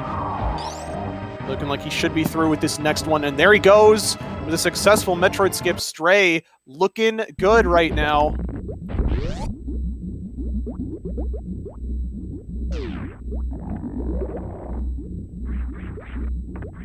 Oh, Dread missing that. Did he actually, wait, did he get that Metroid? He did. Okay, so he did miss it. It was off screen. It was, I'm sure, you know, since I don't have audio here, at least on my end, I don't have the audio on for the stream. He would have known. Stray! Alright! Same swag level as Sweetnum here, with the awesome down back Zeb D-boost Zeb skip. And no snipes today. Stray is through and on to Mother Brain 2. I didn't mean to rhyme there. Okay, I'm sorry. I'm sorry. Not laughing at my own unintentional rhymes. So Stray gonna need. So this is where we're gonna see Dread pull a little bit closer to Stray here because of the longer fight. He needs 3 times as many charge shots on Mother Brain as Dread does.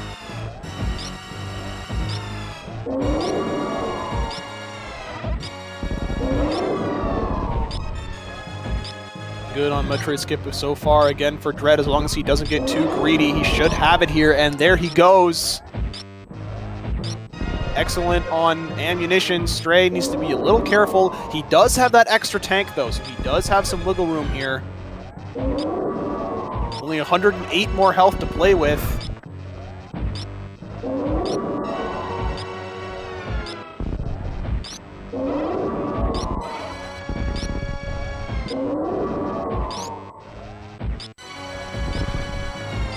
Red through the Zibitites as well.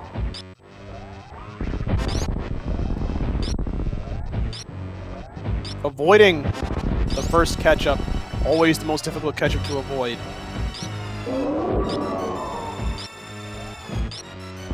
Oh no! What happened? I was watching... Oh no, dude! No, Dread! No, dude! Did he get sniped or something? Did he miss a shot?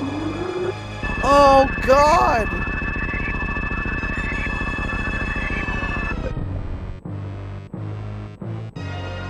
Oh no! He missed a shot, a sniped super, what? Missed a, what? Oh god! Dread, no, you were on such good pace. Wow. Dread.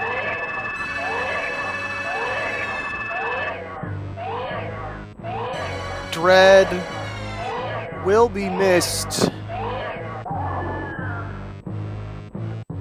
The Phantom, was it the Phantom turret where the stupid explosion comes back? Oh my god, I hate that. It is the worst. It is absolutely the actual worst thing. Dread, we really appreciate your participation in this tournament. You've brought us a lot of awesome Super Metroid goodness over the last month and a half. Congratulations on making it to the semifinals.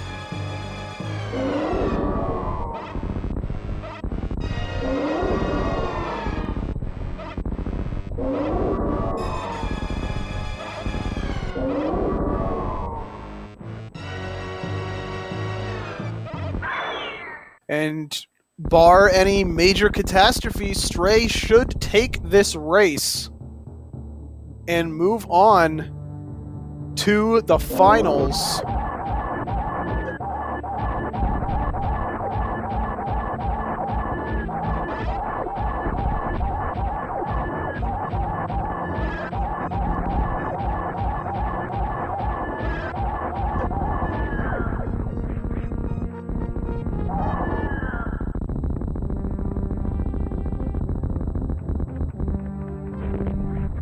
Solid Mother Brain 3 there, definitely from Stray with a nice aerial bomb spreads.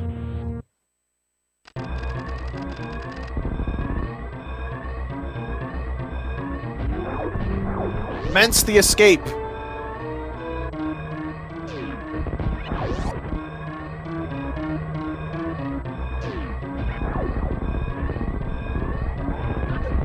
Oh no! Stray again with a premature diagonal spark bonking into the ledge there.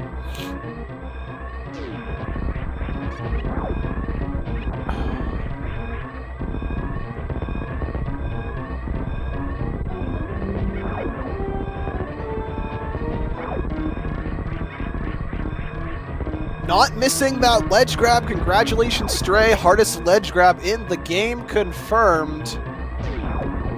And, God, these diagonal sparks do too hard for Stray. And missing the spark. Can he get it? And there he goes, making it out all the way up the climb.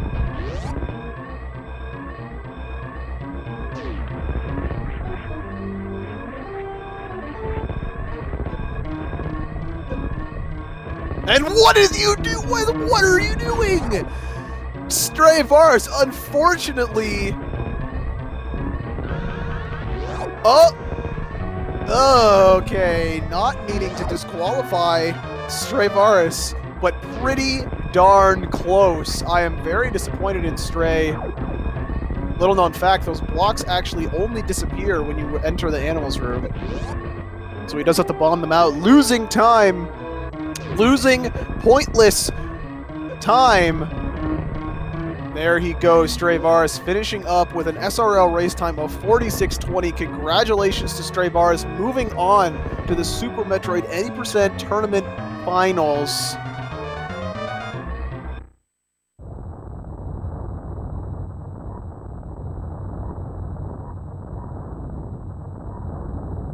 No, it is not a DQ. I am joking. Thank you again, Dread, for your participation in this tournament. You played excellently. You've had very solid runs your last couple races. Definitely make sure to give him a follow. Give all the runners a follow. And we are now going to be moving on to our grand finals between Stray Vars and Sweet Num.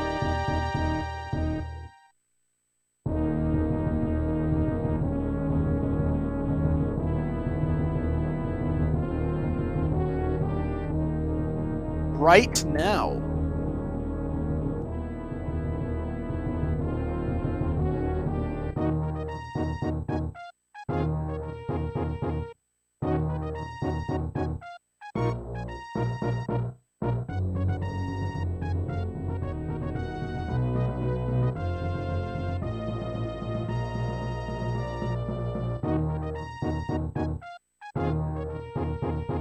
Whew, get to take a little bit of a breather.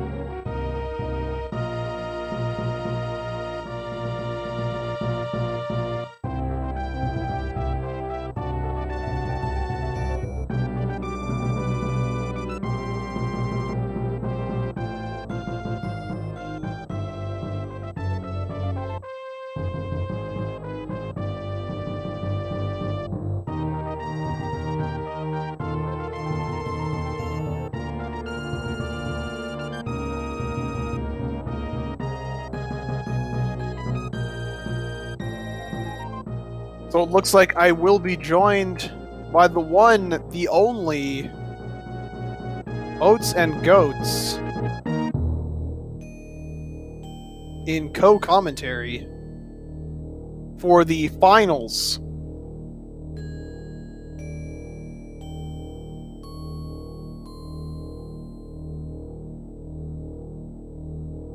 Just give us just a second here to get him all set up.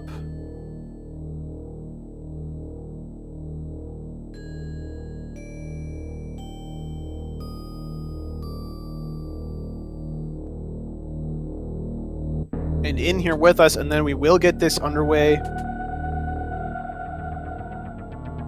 Good old Deer Force for Stravaris.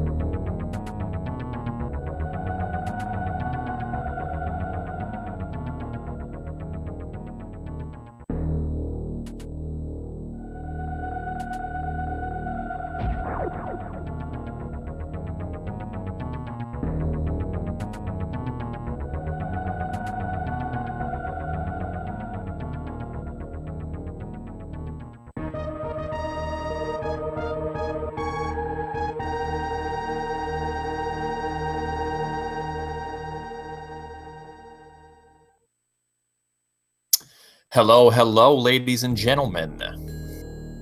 Hello, Oats. Welcome, sir. How you doing tonight? I'm doing great. I am ready for this final run in the tournament. I'm very excited for this. It should be great. So am I. I've been waiting for this for almost 2 months now.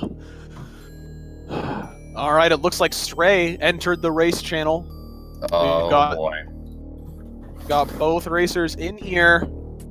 We should be able to start this momentarily. It looks like the restream is good to go. Sweet, I'm having a little bit of fun here with those flies.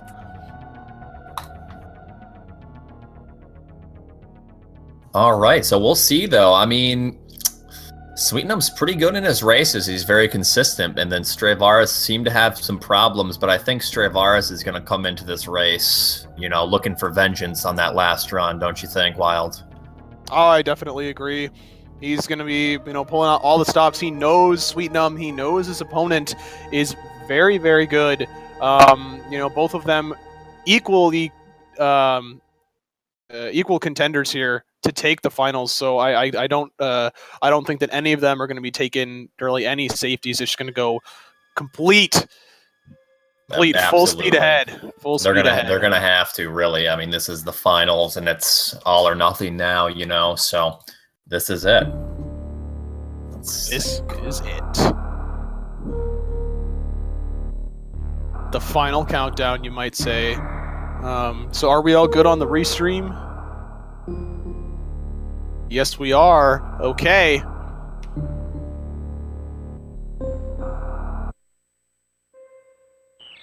And the countdown has begun. Oh, I am so hyped for this.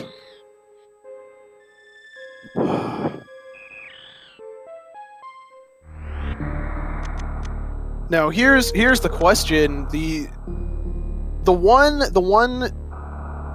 safety that I think we might see out of these players would be possibly grabbing the Ridley tank before leaving Lower Norfair. Yeah, I think it's all going to depend on what they have for HP after the Ridley fight. I think if we see us, you know, I know Sweetnum will skip it if he has a substantial amount of health, or if he has a lead. I think he'll be watching the stream to see where Stravaris is as well here. Yeah, definitely. You know,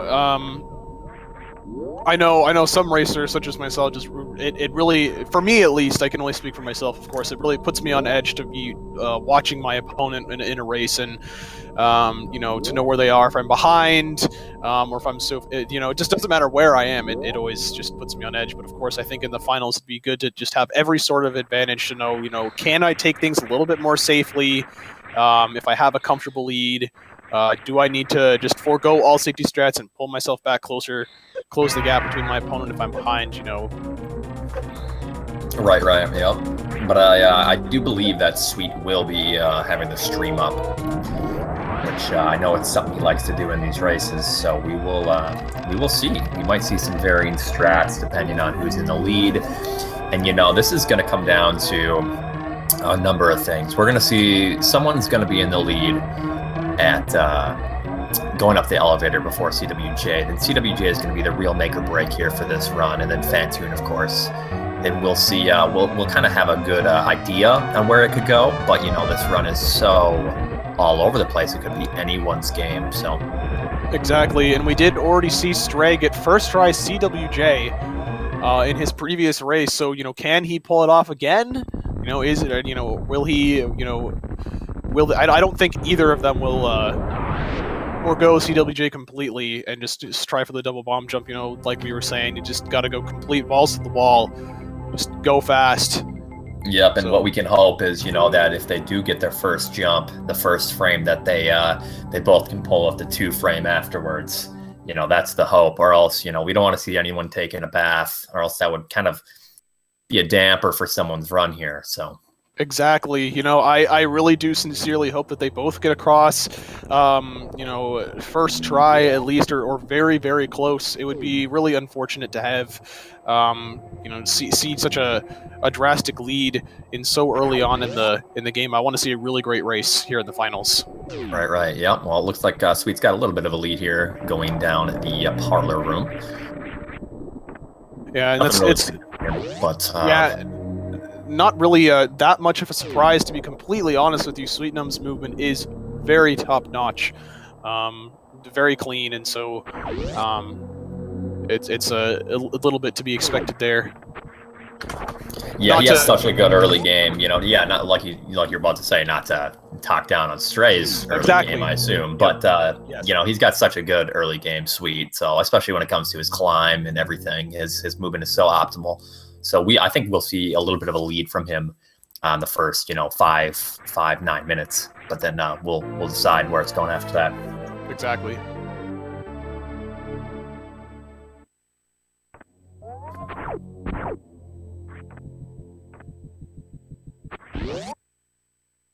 Yeah, so like what people are saying in chat, we want a really good race. We don't want any deaths. We don't want any, drastic lead changes due to just dumb tricks like, getting over the moat, Right, yeah.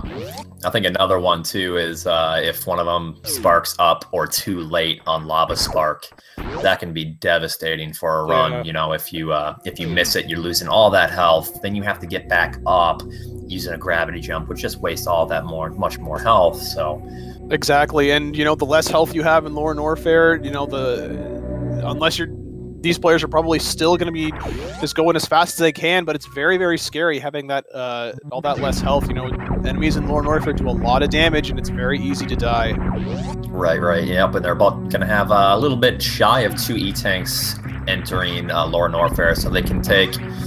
Realistically, you can take about 1 hit. If you take 2, you're kind of starting to sweat a little bit when it comes more towards the Ridley fight, so should be interesting to see. Looks like Sweet is really pulling ahead here early game, like we had already said, but, it's so early, it doesn't really matter. Unless we see Sweet pull out a first try CWJ, then it can kind of be a little bit nerve-wracking for Straight Varus, especially if it has a stream open. Hopefully not, but we'll see how this goes. And like we've been saying this entire tournament, the motto of this tournament has been anything can happen. So we just gotta wait and see. Starting here with this bomb Torizo, seeing how these players take care of him. Sweetnum not grabbing all the drops there, that's good. Yeah, I'm taking a hit. He didn't really want to, but, it was still a good fight. It wasn't 2 rounds. Straight Varus having a very good fight. Caught up probably about 1.5 seconds, 2 seconds there. Yeah. And that looks like that hit didn't really affect Sweetnum too badly. He did still end up getting out of there with full missiles and full health. Which is definitely what you want.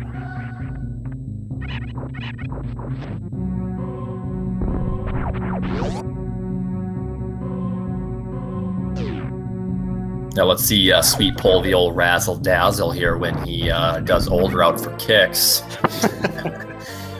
No, that'd be terrible. That'd be a bad idea. I mean, he knows. We were talking a little bit earlier watching the Tread Stradivaris race that, he just wants it to be a very entertaining race. And we were talking, if Tread would happen to win, it would be interesting to see because then it'd be old route, new route again, But we do have new route versus new route in the finals, which is kind of what we wanted to see happen. No offense to Dread, because it would have been awesome to see him take that win. But,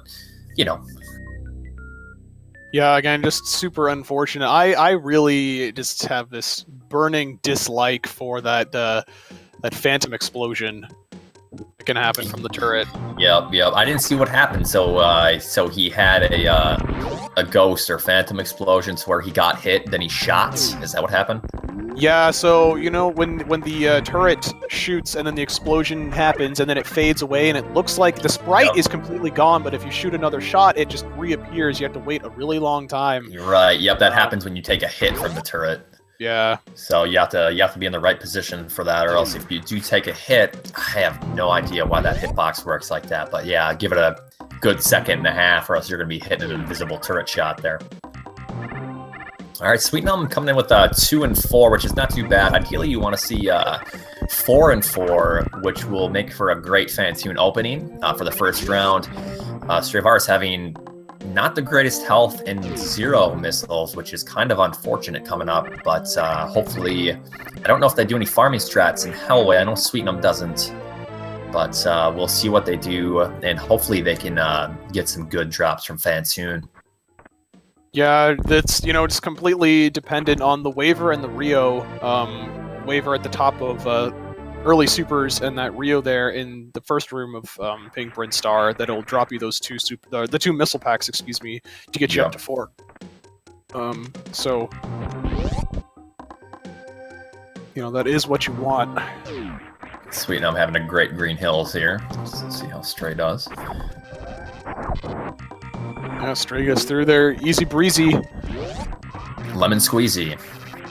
Sitting in the summer breezy. That was very, very poetic. Let's see if they can do Red Tower, both of them here. I know Stradivaris had some trouble last time, but like I said, I think he's out for vengeance. Let's see if he got that shot. Nice. He got the quick strat on Red Tower. Very nice. Yeah. Yeah, so no farming there. Gonna go into Fantoon with just not a whole lot of supers. And I know Stray, I believe in the last race he did kill both Cack Attacks with missiles. So I'm not sure what he's gonna be doing. Yeah, I mean that would be a bad idea now. With only 5. But we will see. I wonder if he power bombs up top. I don't know what strat he does here. Yep, he does. So we'll be killing this guy here.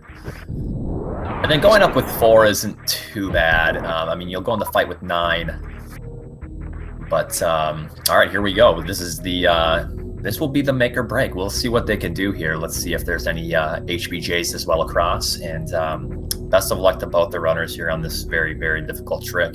Yeah, exactly.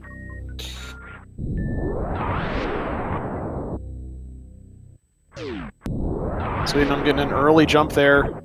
He will make it on the platform as long as he doesn't break out a spin there, and hopefully we can see an HBJ. Trey getting not that jump either, but yes, Sweetnum is across. Yep, first try with a 943 door, which is a very, very good door time. Ooh, and Stradivaris, lovely. As well. Both Excellent. making it across. Yes, Okay. only 12 seconds apart, so this is already shaping up to be a very good race. Now the next factor, which I hate to say it, could be a make or break for either runner, but is Fantoon RNG. So we will see. Hopefully we can see some similar RNG or some very similar fights. It'd be very exciting to see a close escape time or close gravity time. It'd shape up to be an awesome race. Yeah, so if one of these players, especially if Stray gets better RNG from than Sweetnum does, they could be pretty close to tied coming out of Fantoon. That would be really great to see. So only time will tell here. Let's see how friendly Fantoon is. Not giving it fast for Sweetnum, round 1. Yep, it's going to be a slow for Sweet here. If Stravaris can get a fast, this will be interesting. Fast or a mid. There it is, a Opens fast up. Yep. at exactly the same time here. Looks like Stray got 3, and Sweetnum, I couldn't tell. Sweetnum probably got a good amount. It looked like 5 or 6. He could, I think he could capitalize this fight with a 2-round here. Oh, he missed the shot. He's pretty low on HP. So it's going to be a 3-round for both. It looks like this is going to be very close. Yeah, and Stray only getting 1 extra missile in there on that last round. Ooh, man. Sweet was extremely sweet. He was pissed. Oh, no! Stray only had 37 health. I saw Sweetnum as well, had less than 40. Yes. Oh, they almost both died right there. Sweet was pixels away from getting the hits and dying. That would have been interesting. Oh, man. I hate to say it, it's almost unfortunate that he didn't die at this point. But yeah. He does take down Fantoon, so he will survive for the time being. Yeah, I'm going to have to look away here. That I was getting some SGDQ 2015 PTSD a little bit. But, that's unfortunate. It happens. It's a tough boss, and when you're trying to do the fight fast, it can be disastrous, really. Yeah, definitely. And let me just say it again. We've just kind of run this into the ground, though. Anything can happen. There is still the entirety of Lower Norfair to go for Sweetnum, and he is a very good player, just as much as Stray is. But things can just go badly, and something, you never know. Yep, even though Sweet at this point knows he's, gotten the lead because of the unfortunate death that Stravaris had, but, he's going to play it a little bit safer, probably, but he is still going to be, trying to get a good time. Just knowing Sweet, he's not going to take any saves. He may get an extra E-tank, just because... But we will see. And right now, his health is kind of bad. Yeah, I was just going to say. Okay, luckily he got a large health there, but. Yeah, and so we might see, like you were saying, might play a little bit safer. I'm assuming at this point now, because you have been saying he is watching the restream, we might see him grab the Ridley tank just to make extra sure that there's not going to be anything happening in the Lower Norfair escape. But, we just have to wait and see. Yeah, we'll see. I mean, even if he isn't watching, someone's had to have told him in his chat by now. So it looks like Sweet's gonna have a decent time here. It's 36 seconds after you grab, so 14:25. It looks like gravity time. So, yeah, not too shabby whatsoever. Yeah, this is actually a possibly potential PB pace for him. Even with a terrible Fantoon. So we'll see how he does. I know he's going to be grabbing... I couldn't imagine he would skip the missiles. So I think he's going to do 20 and 10 regardless. Yeah. And then the E-tank is up in the air, but I really feel like he just wants to take this win, wrap it up, and take the victory in the finals here. So I think he'll be getting 4 E-tanks as well. Yeah, I fully expect to, see that E-tank. I would be very surprised if he didn't. But again, knowing Sweetnum, he likes to go fast. He doesn't like to do slow strats. So we'll see. We'll see what happens here. Stray just finishing up Bomb Chorizo, and Sweetnum with a nice bounce off of that moat pillar there, getting all the way to the top ledge on the far left. Yep, very nice. And he, what you're looking for out of here is 2 power bombs and above, what is it? Above 43 health, or 43 or more health, because you're going to take, 42 or more, because you're going to be taking 12 damage, and you want to pick up an extra super missile from the CAC attack, leaving Spazer.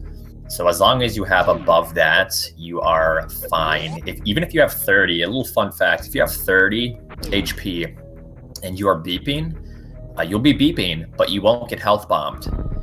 So if you have 29, however, in beeping, you will get health bombed. For some reason, 30 beeps, but you don't get health bombed with 30 for some reason. Yeah, so his ammo is looking really good. Yeah, it's great. He has just as many power bombs as he needs. We're going to be using one for to break the Meridia tube, and then an additional one on the high jump escape. We will see him unless he doesn't get a some sort of lucky power bomb drop somewhere, which I highly doubt that he will. He'll farm another one from the Tuskigas in the first room of Inner Norfair as he runs through there to grab another power bomb, which you do want one before you enter Lower Norfair. Yeah, one essentially. If you enter the last room or the lava dive. Yes, lava dive room. As long as you have one in there, you can farm enough power bombs to be plenty safe. So. Yeah, they're very generous with the power bombs there. Those violas, there's lots of them, and then an additional 2 in the room before fast pillars.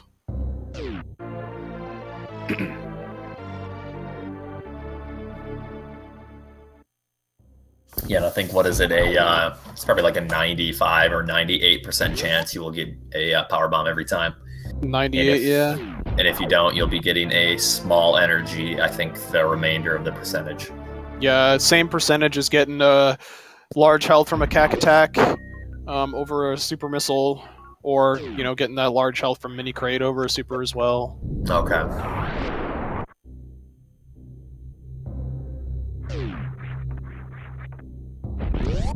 Very nice strat climbing up Business Center there from Sweets.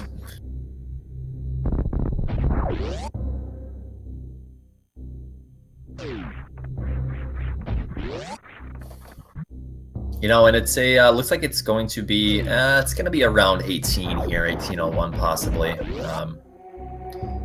No, actually sub 18. So that's not too bad of a time to have at this point. He's looking at still a pretty good time if he has a good Lord Norfair, good Ridley fight, of course. I think we're going to see him use X Factors, which Stravaris does not use. And so, if he gets a good Ridley fight and gets good super RNG, and if he does decide to be a little bit ballsy, he could potentially get a very, very nice race time here. Yeah, definitely. And there you saw him grab that power bomb from that Tuskiga there, so he is looking good here. His super count's really good. He'll use one more super to open up the door to speed booster, but he'll get one in return from the CAC attack. Put him at 6, which is he's really only going to need, at the bare minimum, 1 super to be comfortable from farming after grabbing speed booster. Yep. Yeah, he's sitting on very good supers right now, so he doesn't really have to worry too much. Let's see if he gets the uppercut here. That would just... Oh, there it is! Dude, yep. Wow! Nice job, Sweetnum. Very, very difficult trick right there. Yep, that is one of Sweet's tricks that he named the uppercut, and it's a very, very precise trick. Looks pretty easy when you do it, but there's a lot of hard things to keep in mind when you're doing that trick with movements and timing, so... Unfortunately, Stray did not get the one-framer jump for the CWJ on his second try there, but did get the double bomb jump after 1 attempt, and did not fall in the water, most importantly, so... Yeah, pretty much what Stray's... sorry to interrupt. Pretty much what Stray is doing right now is just... I assume he is just keeping tabs on Sweet, basically towards Ridley. Mother Brain, or Ridley, Dragon, and Mother Brain. And he's probably watching, and he is probably going to wait to see and hope that Sweet will fail one of those bosses, or end his run to one of those bosses, because those are kind of the key points coming up here. So if Stravaris sees that Sweetnum dies, this won't be in vain restarting here, so... Yeah, because Stravaris knows very well that he can just be instantly, just like that, if Sweetnum fails any one of those things that you mentioned, he can be right back in this. But starting round 2 with Fantoon here. Getting a slow to start off, unfortunately. but looking much better on health this time. Looks like Yep, he got he should be fine, yeah. 5 missiles in there. Getting a fast. Oh, no! Reflected to supers. Oh no, it's gonna. Oh, that's quite a large time loss there. In Raging Fantoon, he has to go through 8 of these flame swoops before you are able, before he enters his normal patterns. Yeah, this is that's a pattern you don't really see too often with runners because we try to maximize our damage output with missiles before we super. Sweetnum missing the Lava Spark, unfortunately, but you know, that'll leave him with a little more HP for Lore Warfare, and he is in the lead, so it's not the biggest of deals at this point. Yep, and you see him there turning off Ice and Spazer there, like Och mentioned earlier. He will be doing X Factors on Ridley. I'm curious to see how many he'll do. You know, the first couple go well. I'm not. Does he normally do 3 or 4? He normally does 3. Yep. Okay. Yeah. So, you know, if the first couple, if he doesn't whiff the first, you know, couple, he'll probably just, you know, do 3, and it's really cool to see all those X Factors connect like that. Yeah, I know Sweetnum was practicing the X Factor strats earlier, and he was having a tough time with it. So we'll see if he can pull it out in the run. You know, he's practiced it quite a bit, but he was still getting pretty frustrated with some of the patterns that Ridley can do if you're slightly out of position or your timing is slightly off. Because with the flight, it's a very... If you do everything exactly the same, I think there's a very, very slim chance Ridley can do something else. But as long as you keep your movement the same, the Ridley pattern should always be the same. So, you know, it's a pretty tough fight to optimize. And I just want to point out real quickly that Sweetnum had a very nice worst room in the game, getting the good lag reduction strat there in worst room, laying the power bomb very, very high. So saving a little bit of time there, as well as sparking and killing those key hunters with his speed echoes, drastically reducing the amount of lag that the 2 power bombs that you use in that room create, speeding that up as well. Yeah, and he did get a large energy and a super missile, which is the perfect combo from both of those. You know, exactly. You're kind of between a rock and a hard place there because you want 2 supers, but at the same time you want a lot of HP for Ridley. So you're kind of hoping for a good mix. You know, one large and a super is a great mix between the 2. So it looks like he had 8 supers going into the Ninja Pirates, and that is, you've got a pretty good chance of getting 2 super missiles from the first Ninja Pirate to max out your supers and get all health drops from the second one. So that is what happened there. Yes, so that's very fortunate for him. Yeah. You see him farming some power bombs here for the X Factors. Let's see how these go.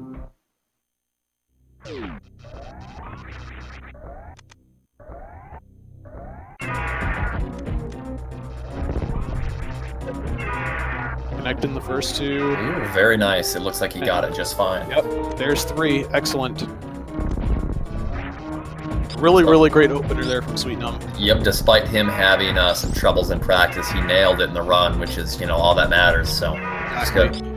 Yep. And so Sweetnum, as soon as he sees Ridley turn red, he's going to need an additional 14 charge shots, and then he could just unload his super missiles, and Ridley will be dead.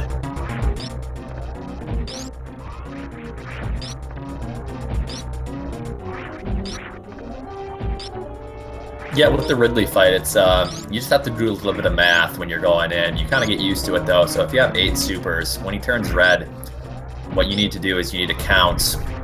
You need to times 8 by 2, because 1 super missile does 2 charge shots, and then you need to. So that's 16. So then you have 14 shots afterwards. But I think it's 14 minus 1, isn't it, Wild? Well, if when you see him turn red, you can just count that shot as your first one. Oh, I guess, yeah, it depends when you count, yeah. Yeah, it depends. Yeah, it depends on how everybody counts. Everyone does it differently. That's personally how I do it. That when I see him turn red, I start my counting at 1. And so yeah, just like Oates was saying, you just double your super count and subtract that from 30, and that's what you that's how many charge shots you need to do. And Sweetnum having pretty good health here coming out of Ridley, deciding to skip the Ridley tank. So I'm a little bit surprised, but then again, not quite surprised. And you know, I know he has had some troubles with the Musketeer, the last Musketeer room in particular. The first one not too bad for him, but the infamous 3 Musketeer room, which is the last room before you're done with the escape, can be deadly for many runs. And luckily he has a lot of HP, so he can afford to take a hit or so. Yeah, I got pretty lucky there. Yeah, I got lucky, but unfortunately missed the speedball there. So just lost a little bit of time, but he's got good health here. So I know a lot of people wonder why you don't powerbomb these blocks out, and that's to manipulate these key hunters in this room to generally give you pretty good patterns. Unfortunately, Sweet Num. Oh no, this is not looking good. Okay, so he's going. Ooh, no. He can do a manipulation strat here. Yep, right there. Oh, okay. There he goes. Okay. So, if I were Sweet, I'd almost just get the E-Tank, but he, you know, he down with this. What you want? Okay, he's gonna do a little more farm. That's smart. Oh, another farm strat. Oh, that's not enough though, because you need about 108 because you're gonna take some damage from the lava. So he can only afford to take 1 hit here. Yeah, and if he gets hit if this goes badly and he gets hit in the middle here. Oh no. Oh wow! Oh my God! All right, Sweet Num is out. He is out of the 3 Musketeers. My God, he is just cheesing. He is just cheesing us right now. He just wants to give us a good good show. Because that was too close for comfort. That was extremely close. Pixels away from dying and losing the tournament race. Wow. Making us all clench a little bit. Getting a nice super drop there too from the waiver. You know, also killing them to reduce lag from that powerbomb as well. Oh man, I'm still a little bit shaken up from that, but let's see. Yeah. That is terrifying. I know he is probably very nervous from that, and I didn't hear screams in the other room. I wouldn't have told you guys if I did, but he is right next door. He can probably hear me commentating as we speak, so I probably would have known, but I would have kept it just our little secret here. So just checking up on Stray, he does now have 2 of the 4 major items he wants to grab before going down to Lower Norfair. In Inner Norfair, you know, of course, he still needs to grab Speed and Wave Beam before heading into Lower Norfair here, so just keeping tabs on him every once in a while. Now, Sweet Num's health is kind of low. Now, if he doesn't get, like, decent health from Kraid here, it's might be a little bit of a problem going into Meridia. He might not be able to do the Shine Spark up Death Mountain. You know, it might be his health during Batoon might be a little concerning. Stray, yeah, getting hit by the Bubble Mountain Cack Attack again, like his first race. Yeah, he is out for blood. Yeah, that guy can be a pain in the rear end, that top Cack Attack, if he gives you the bad RMG. So what Sweet's looking for is either 5 supers here to get health bombs from Mini Kraid. Ooh, very close. Because if he would have had 5 there, he could have used missiles on Mini Kraid to get a health bomb. Or vice versa, just get a lot of HP, which he didn't really get many HP drops. So, yeah. But at least he got super drops. Now we can do some farming on the what are the Gamers going up, or what are they called? The Zeelas. Zeelas. I forget the names. Yeah, that's okay. That's what the wiki is for, where they're all listed. Stray not having the best super drops going out, but only, I think that was 3 farms. Was it? I wasn't quite sure, but you know, 15-8 isn't too shabby though. So yeah, and you know, he had I think it was 5 leaving there and just got 1, you know, each time, and it's not too bad. You know, in the grand scheme of things, it's not the worst thing that could happen. Yep, we are seeing Stravaris just going all out, skipping the missile pack. So he is going to be going 15 and 10, but you know, that's just, he's doing everything he can to squeeze out every extra second, which, you know, I guess it doesn't really matter at this point though, because, you know, if Sweet dies, he's, you know, he's in the lead by 20 minutes. Yeah. But probably just what he wants to do. Sweetnum doing a very, very safe backup strat because his health is very low for that Shine Spark up.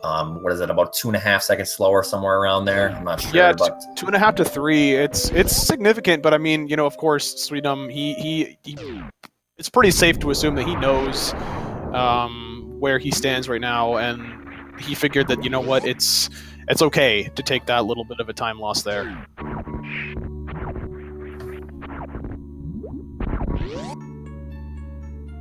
Stray gearing up for Lava Spark as Sweetnum enters Batoon. Let's see what kind of pattern he gets here.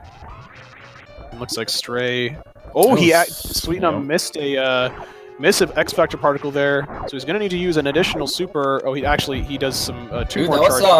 That was pretty good actually with that pattern. He got very lucky with the pattern that he did. That Batoon was in a nice position for him to lay in supers after the 2 shots, and then he he saved a super in the process, which isn't too bad. So. Yeah, because 2 charged wave shots does equal 1 super when you're fighting Batoon. And doesn't get any super drops, but that's fine because he was saving those super missiles, so, optimally you would want 2 at the bare minimum. You can get away with 1, but 2 is going to be better, leaving Batoon going to Dragon. Right, yep. And there is a strat that you can use, ideally 4 super missiles is very good. Right. Ooh, sparking too high for full halfy, but yeah, that's a good. This is unfortunate. This is going to give Stravaris a huge edge here. But that's unfortunate for him because he's on a decent pace. He's a bit behind his PB now, but as long as he doesn't die, and he has more health now. That's Dragon chain damage can be terrible. Sometimes we've seen many people die, including myself in the tournament, 3 times in the tournament. Yeah, I did as well. Yep, and it's just a bugger. It's if you want to go fast, then you have to do what you have to do, and you just get lucky or unlucky. And lots of times get unlucky. So. Right. Did you want to keep saying a little bit about that Dragon strat that you mentioned with 2 extra supers? Oh, right, yep. Like I was saying, what's Sweet doing? Pauses accidentally. I think he accidentally paused. That's some good lotto manipulation. I heard him talking about this last week. No, just kidding. That's a really great fight though from Sweet. Only chained 1 time. What I was saying with the 4, you want 4 super missiles because you can do a strat. He's gonna go for Spike Suit here. Oh, he gets the spark. Gets it. Nice. Yeah, he messed up the bomb jump up, so that's a great backup strat there. And luckily, he knows it, nails it, and that's gonna save him a little bit of time. Sorry, I keep getting sidetracked, but the 4 missile strat, you fire 2 super missiles into Dragon, and you do a 2 spark instead of a 3 spark, so you save HP and it saves time. So that's what I was saying with 4 super missiles is ideal.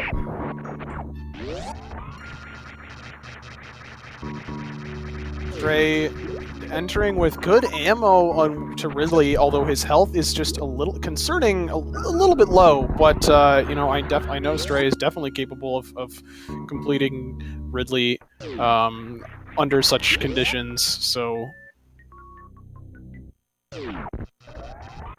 Stravaris is the Ridley RBO master. He does hold the world record in the hardest Ridley fight, I'd say. Well, not quite the hardest, but probably pretty darn close to the hardest Ridley fight you're gonna have when it comes to not getting hit and nailing your shots.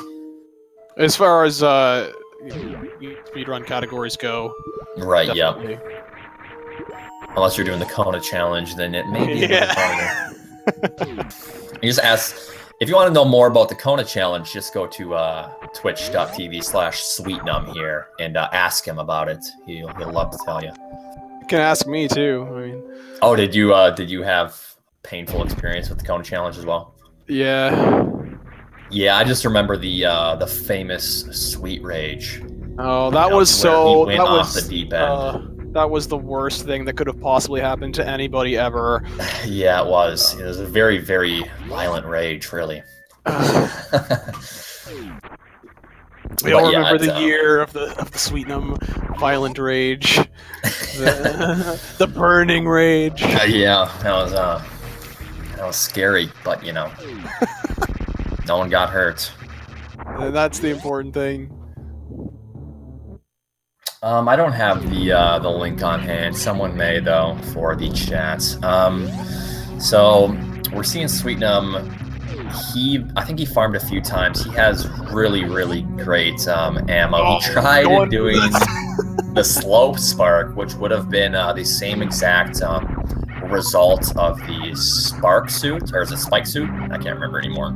I mean, it depends. Like, I think spike suit was just used when you're using spikes. In spark suit, it's literally the spark. same. Okay, so Different, yeah, it would have been the same result name. as spark suit there, except the slope spark is a little bit harder. You have to move forward for at least 1 frame, damage boost through 3 through 5 frames with staying extremely close to the ground, and doing a very, very quick turnaround afterwards. So it's a very, very hard trick, but if he would have gotten it, he would have been using it for the Metroid skip, which would have been pretty exciting to see. But really, okay, that's a new development, new to me. I might have to look into that a little bit. Yep, it takes a little bit of time setting up for it. You know, I mean, if you fail it, of course, it's just done. You know, you lose all that time, but you can save potentially 5 to 7 seconds with the Metroid skip. But then you have very, very limited health going into Mother Brain 2. Yeah, of course. And, you know, the trick itself isn't easy. So. Oh, definitely not, no.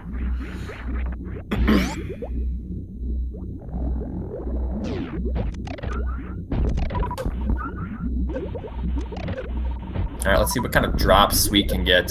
Looking really good so far. He has nearly almost full health now, and 12, 9, and 5. I mean, all around matter, but 12 and 9. I mean, he's looking perfect. Like, he doesn't have to put anything here. Yep. He was taking it just a little slow there to make sure that his super count gets up by, you know, killing those first couple Metroids with just missiles. Getting all of his supers back for each of those Metroids and Metroids 3. Yeah, he's sitting just where you need to be here. He's gonna play it safe just because he didn't want to be 20 and 9, which can happen. You're much more likely to get missile drops than super drops, so it's just use. It's worth just using missiles sometimes.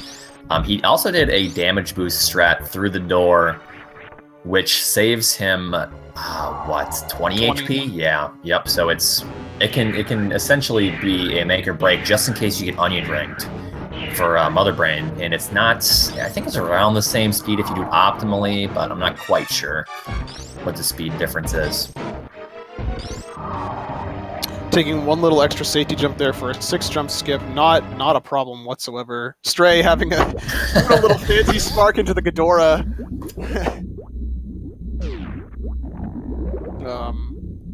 But yeah, Sweetnum looking good here. Hopefully we get to see the swaggest of Zeb skips from him again.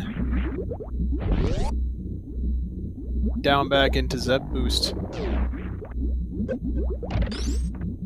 And misses the D boost, but that's okay. We don't think any less of you, Sweetnum. Well, you can't really speak for me too much here. Oh, sorry. He'll be hearing about it after this. Nah, but no problem with the Mother Brain 1 tank. No problem at all, especially with 20 and 10. In normal runs, we normally go 15 and 10, which saves us about 6 seconds. But on the Mother Brain 1 tank, you cannot miss one single missile. So if you miss a missile anywhere, or if a turret hits your missile, snipes you, we call it, you lose your run. So it's very. Additionally, too, you need to have absolutely perfect drops from the Metroids as well. You can't be missing any ammo. Exactly, everything has to be full except power bombs, of course. But yeah. No, those could be full too, Yeah, you obviously just in case. need those if you want to delay the Mother Brain Rainbow Beam. Or if you want to, do some X Factor strats on Mother Brain, which I practiced a little bit. That too. Did you really? Yeah, I did. It turns out to be like half a second to a second slower with 4 X Factors, but it's a pretty consistent method you can use on the opening. It's only faster if you use X Factors on the very last few hits, you know. So like if Mother Brain is catch-upping, it's only you can only utilize it then, which is just a death sentence, you know. If Right, you do it because you wouldn't have an additional pause to put ice and Spazer back on, huh? Well, I mean, yep, exactly. So you get rid of that pause. Ooh, Sweetnum taking a hit by the bomb and then missing the catch-up. Luckily, he had enough HP to take a hit. Yeah. And he should be fine here.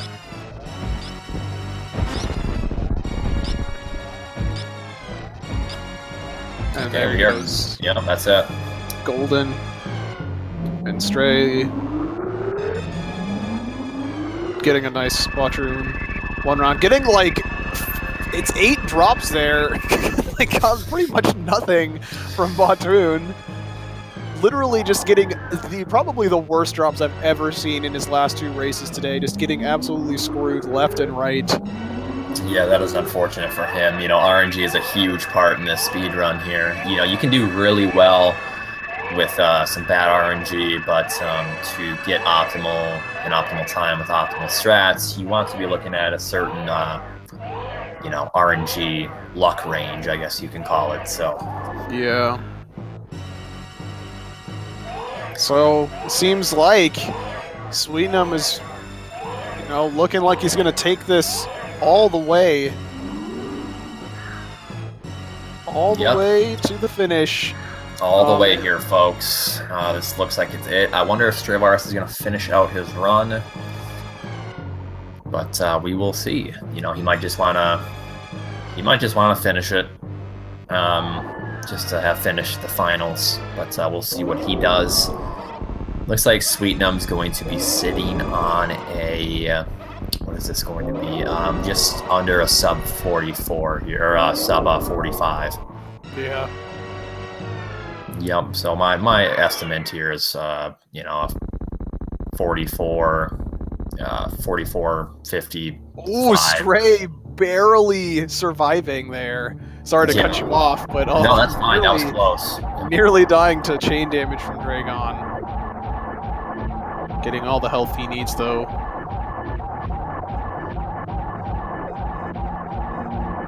Looking like a really great Mother Brain 3 from Sweetnum. Here he goes, taking this last race here in just a couple of minutes, and throughout the entire tournament, not dropping a single match, not in the single elimination stage, not in the group stage. Sweetnum has won every single one of his matches. Yeah, he is, that's the thing with Sweet, you know, even though the times aren't extraordinarily like 42s, or you know, he is so consistent with what he can do, and you know what he can do is extremely good. So you know, when it comes to racing, you know, he shouldn't be taken lightly against his opponents, because you know he'll be consistent, you know he'll do well. So yeah, and it shows. He's pretty much averaged like a low 45 over the entire course of this tournament, which is extremely, extremely good for, you know, however many runs he would have needed to do, 4 in the group stage, and then an additional 1, 2, 3, 4, 5. So a total of 9. An average of 45 is very good. Yeah, not dying to any of those is just so impressive. You know, this game is so tough, and to average something like that with no deaths is very, very good. So, you know, hats off to him. He did a great job this entire tournament, and you know, he is taking his reward here as he enters the ship with a 44.56 SRL, I believe. I don't know, I didn't see the SRL time. But... yeah, his SRL race time is a 45 flat. So congratulations, Sweetnum, for taking first place in this tournament. Your Super Metroid any percent, no major glitches champion for 2016. Yep, let's all give him a round of applause here. GG's. Yeah, GG. And he wins a free trip to the Bahamas next month now because of this win. So, my, Yep, you didn't hear about that? No, I didn't. Well, you're the one paying for it, so Oh no! you better be ready. But no, that's really great. So hats off to him. Great races. Very awesome. Let's not, of course, forget about our runner-up Stray, who, you know, except for that unfortunate Phantoon death, which, you know, that is Super Metroid for you. He played very, very well. He's continuing his run. He has not forfeited. Of course, he's going to finish for us. You know, and also he is the head organizer for this tournament. So if it wasn't for him, this whole thing would not have happened. He, you know, through so many different curveballs that were thrown at him and all the hardships that come with running and facilitating an 80-person tournament, an 80-person event. He stuck through it all and, you know, made it happen flawlessly, and it just all flowed super well. So yeah, it was great. You know, a round of applause as well. Yeah, that's awesome. And you know, it wasn't just this tournament he coordinated. It was also Ocean Fly before this, right? It was him. Yep, that was him as well. And So additionally, the double anti-bingo tournament that he is now doing. So he is just non-stop with all of the Super Metroid events, you know, over these last couple months. And it's stressful putting these together. So, you know, that's very, very awesome of him to do for everyone. And it's been a great time. Everyone's had a lot of fun. So, you know, like Wild said, and we'll say it again, you know, round of applause for Stray, GG's. It's been a lot of fun. Okay, so he did get that Metroid off. I was a little scared there. His health just kept going down and down, but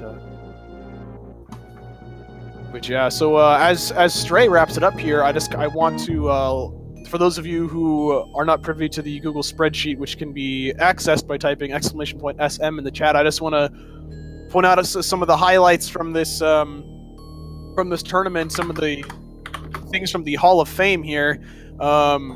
For the single elimination round,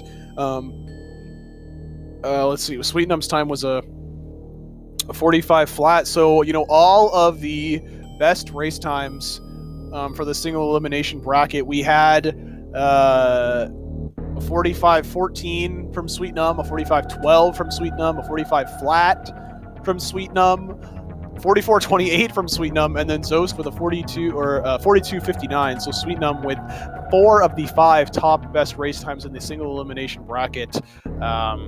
For closest race, we had Dread and JRO with a 2-second difference between their race, as well as Leodox versus myself with a 2-second difference between our races. And then the next closest race was Leodox versus Matrick with 29 seconds.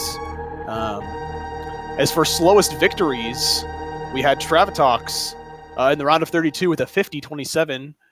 In second place for slowest victory, we had Axel SR with a 50-23. And in third place for slowest victory, we had Goop with a 49-11. And wrapping it up here with the fastest loss, we had Fuzda with a 46.03, Yalamaz with a 47.09, and Leodox with a 47.25. It's been a really, really great tournament. You can see all of these awesome stats in the Google Doc. There are tabs down at the bottom. You can see all of the awesome information, the brackets, the Hall of Fame, previous races, times, and all sorts of stuff. So awesome. Oh, what happened? I missed it. What? No, dude. Did he get Phantom sniped? Oh no. Oh, there is Sweet showing a little glimpse of himself. That's a real special treat here. Yep. Waving goodbye, seeing us next mission, I'm sure, is what he's saying with that goodbye. But unfortunately, Stray not having the ammo, gosh, that is. Yep. So yeah, that just about wraps it up. Then it looks like. You know, I think the next thing to look out for, unless there's some other tournaments going on, is, you know, of course, the big events coming up, SGDQ. So this will be ran again. So the excitement will come back. Yeah, there's lots of other events going on the twitch.tv/speed gaming channel. Fiesel is posting some of that there. There's a Super Meat Boy tournament happening. There are signups for the Super Metroid Double Anti Bingo tournament, as well as the Metroid Fusion tournament. Additionally, starting in September, I believe, is the 46 Robot Masters tournament. All of this stuff can be found beneath the stream player on the Twitch website. If you're watching on the Twitch website, you can see all of this stuff beneath the stream there. And I do want to put in one other plug for those of you in the Super Metroid community, or those of you who are just interested in watching this stuff, taking place tomorrow, at 1 p.m. Eastern. There is going to be a puzzle race made by one of our community members, Leodox. He's contributed quite a lot to the community. Just other than being an awesome dude, he's made some great ROM hacks and a number of puzzles in the past. So that's going to be hosted. He's asked me to host that tomorrow. Anyone is invited to come participate. It'll be raced in SRL, so come around just a little bit before 1 Eastern and join in the fun. It'll be it is an easy difficulty we have determined, so anyone should be able to complete this with limited speedrunning knowledge. So definitely come by and check that out. So yeah, that's all I have to say. Yeah, I'm all done as well. So yeah, thank you for joining me in this commentary. My wonderful commentator, everybody knows Oats and Goats. And I was Wildly Anaconda 69. So, with that all being said, we'll see you next mission. yes, see you next mission, guys. Take it easy, everybody.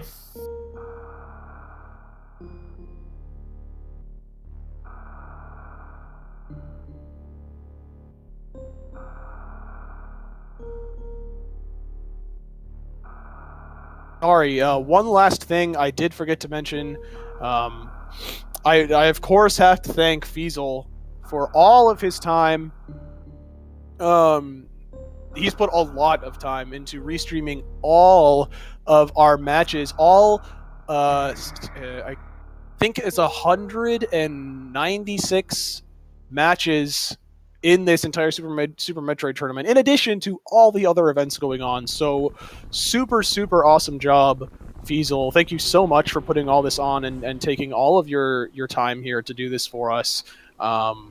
Is very admirable and respectable that you did that. So give some love, or by some love I mean all of your love, to Fiesel.